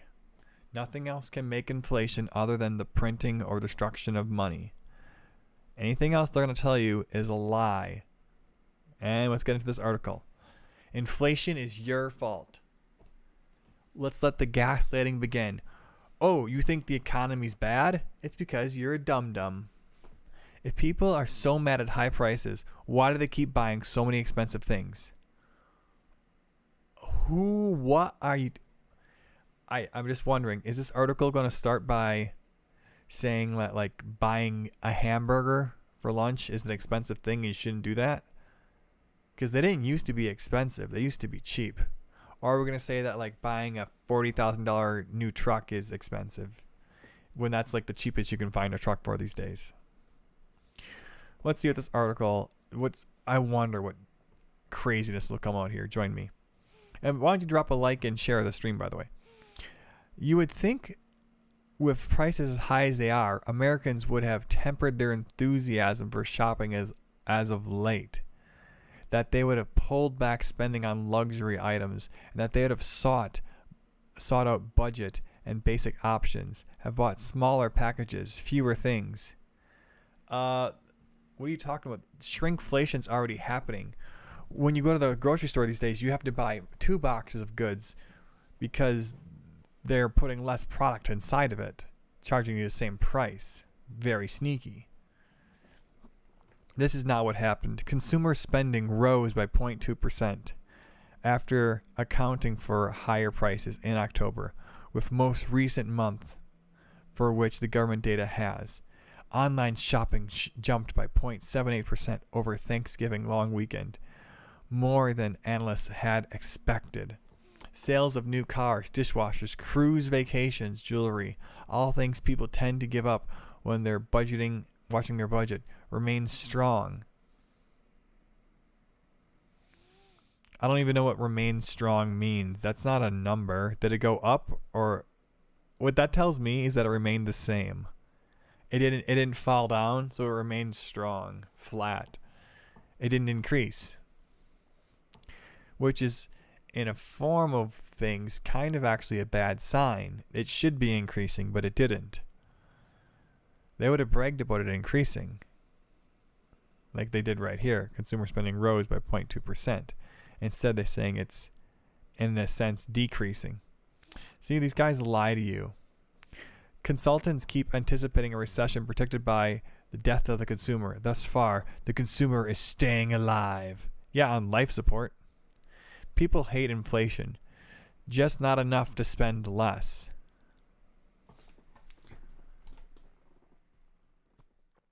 You twat.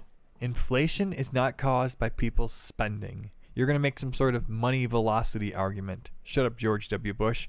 You're going to tell people, oh, the economy's bad. Go out and spend. That creates jobs. Buy local. No.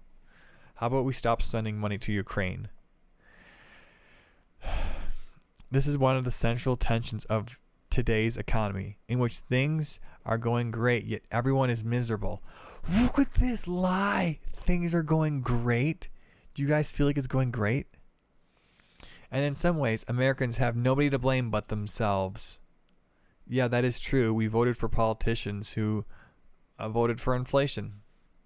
3 years ago, the pandemic gnarled supply chains around the world, leading to a shortage of many goods. At the same time, the American government transferred roughly $1.8 trillion to households with a large form of generous unemployment. Yeah, but you're also forgetting how much did we transfer to corporations like the airline industry. Specifically, the airline industry, like they got bailed out hard. I think more money got sent to corporations than was transferred to households. So look at this gaslighting right here. God, these guys are such dishonest pricks. I hate these so much. Amped up child tax credits, stimulus checks, delayed and forgiven student loan payments, less supply, more demand. It was a recipe for higher costs. Yeah, I predicted that. Everybody predicted that there'd be massive inflation when you like double the money supply. Costs really rose.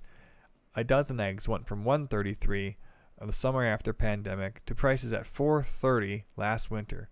Gas prices nearly tripled. Used cars started going for as much as even more than new cars. The cost of leasing an apartment surged. That's funny, because I thought I was just watching this other news story on MSNBC that was saying, oh, the price of gas was cheap under Trump because during the lockdown there was no demand because nobody's driving. Anyways, I'm getting lost point here. More recently, the prices have driven up, if more slowly, by the strong labor market. No, the labor market was strong under Trump. It's not strong now. The unemployment rate is as low as ever gets. The unemployment rate is a lie and can never be trusted because they don't count people who stop searching for jobs, which is useful for housewives, but it's not useful for unemployed men. The unemployment rate is low as ever going to get and has been for some time, with labor shortages in a number of sectors: air traffic controllers, education, retail, trucking, police, public safety, nursing, plumbing, and electric. The tight labor market has forced employers to pay workers more, boosting, this is all gaslighting, this is happening. Real hourly earnings for workers in the 10th percentile wage distribution went up more than 8% in the last 3.5 years. Sticker shock is real. In the survey, people say they are trading down because of cost pressure, but in fact, they are spending more than they ever have, even after accounting for higher prices. They're spending not just on necessities, but on fun stuff, amusement parks, Uber Eats.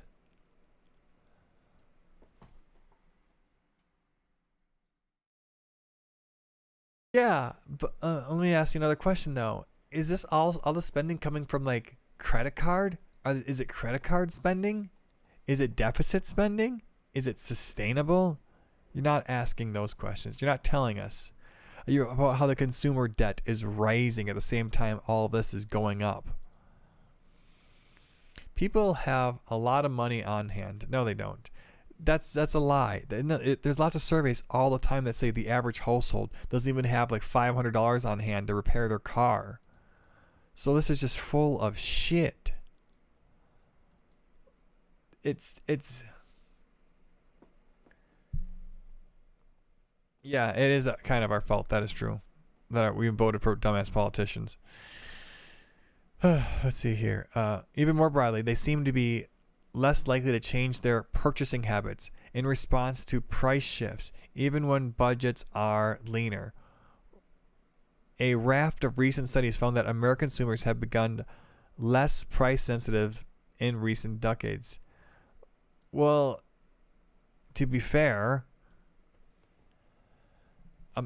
when the prices are rising all the time, you just have to, and you need eggs, you're going to buy the eggs you always buy, even if they went up 10 cents again this week.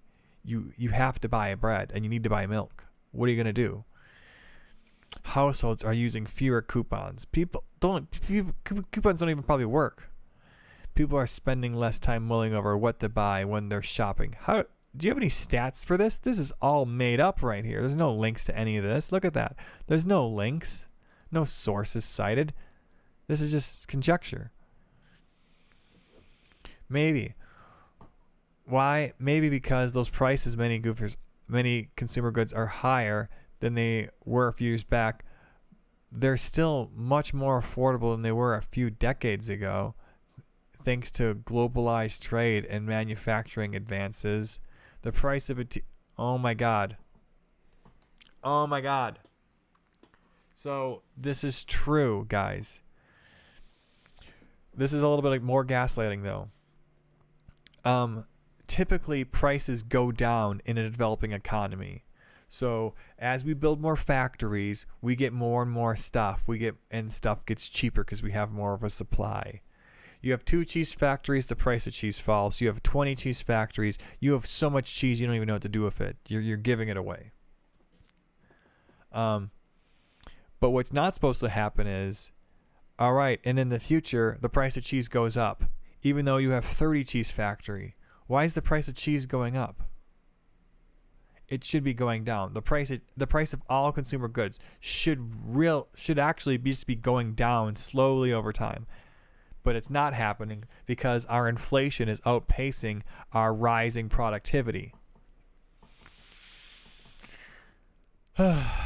Another theory. Look at this fucking gaslighting here. Another gaslight possibility. Consumers might have become more brand loyal, less willing to trade Coke for Squirt or Nike for Skechers.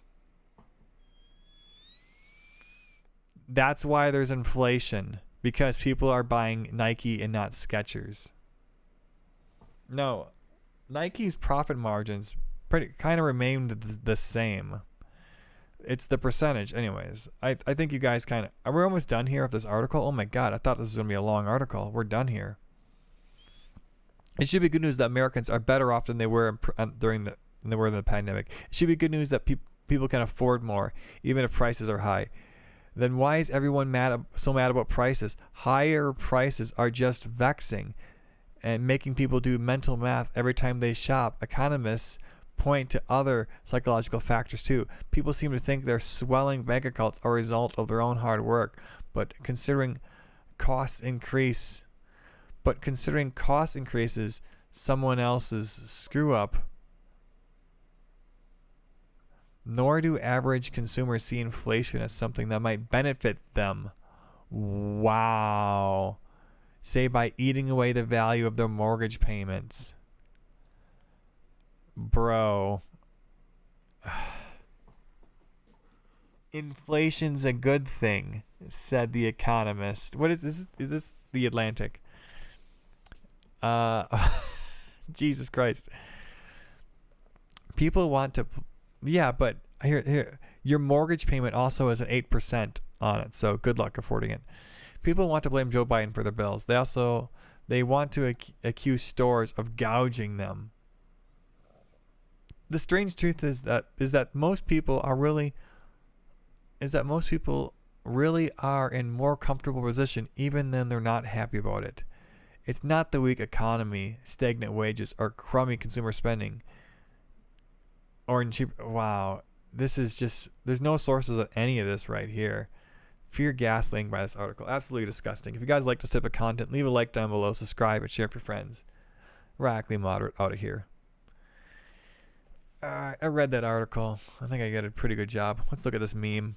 This is exactly why I called the exterminator, to kill them before they get hurt like this. You see, this is exactly why I called the exterminator, to kill them before they get hurt like this. You see, this is exactly why I... Yeah.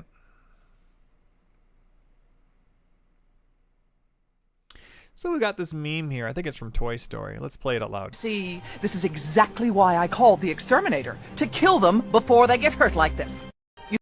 I showed this to a friend of mine, and they told me that they agree with this completely, and they're pro-choice, and they're like, exactly. See, if we abort them, then there's no suffering. And yeah, that's literally their argument, is they'd rather kill some things than let them suffer. Of course, they don't think it as murder, so they think of it as a moral good thing. It's a weird thing. I don't want to debate it right now. Dude, I found this absolutely hilarious. I didn't see it coming. I don't even know if I want to play it on my stream. What are your thoughts on me? You take this offensive? You're a kike. What the fuck? Bro!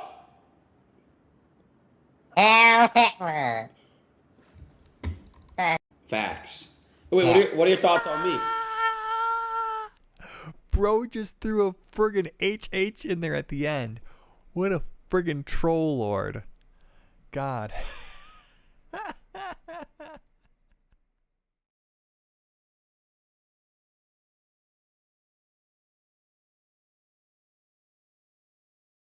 What? That's amazing.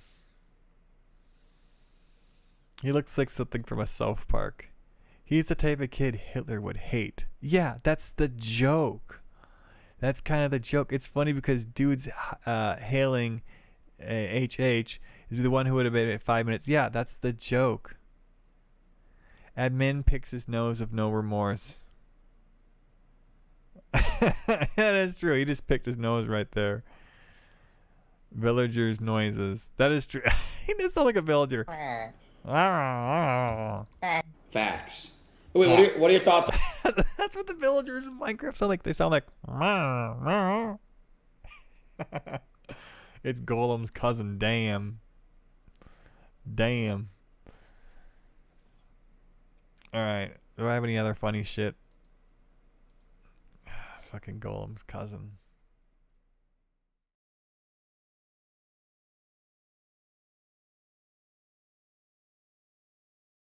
Is that her legs? Bro, she did not put her feet in the thumbnail. Look at this friggin' whore right here. I have a new crush on YouTube, guys. I'm gonna confess here. It's this fucking lady and her goddamn puzzle channel.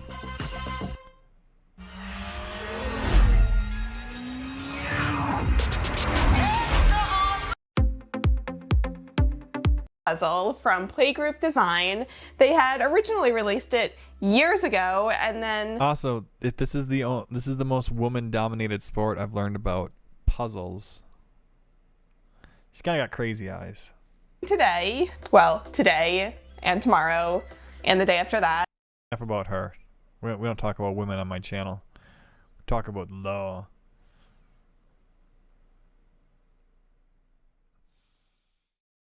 World's most difficult puzzle. Oh, that's funny.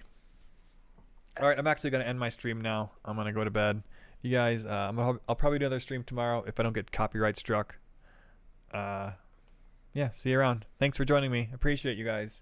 I live stream on YouTube, Twitch, Rumble, Twitter, Facebook, all of them. So if I'm not on one, you'll find me on the other. See you guys.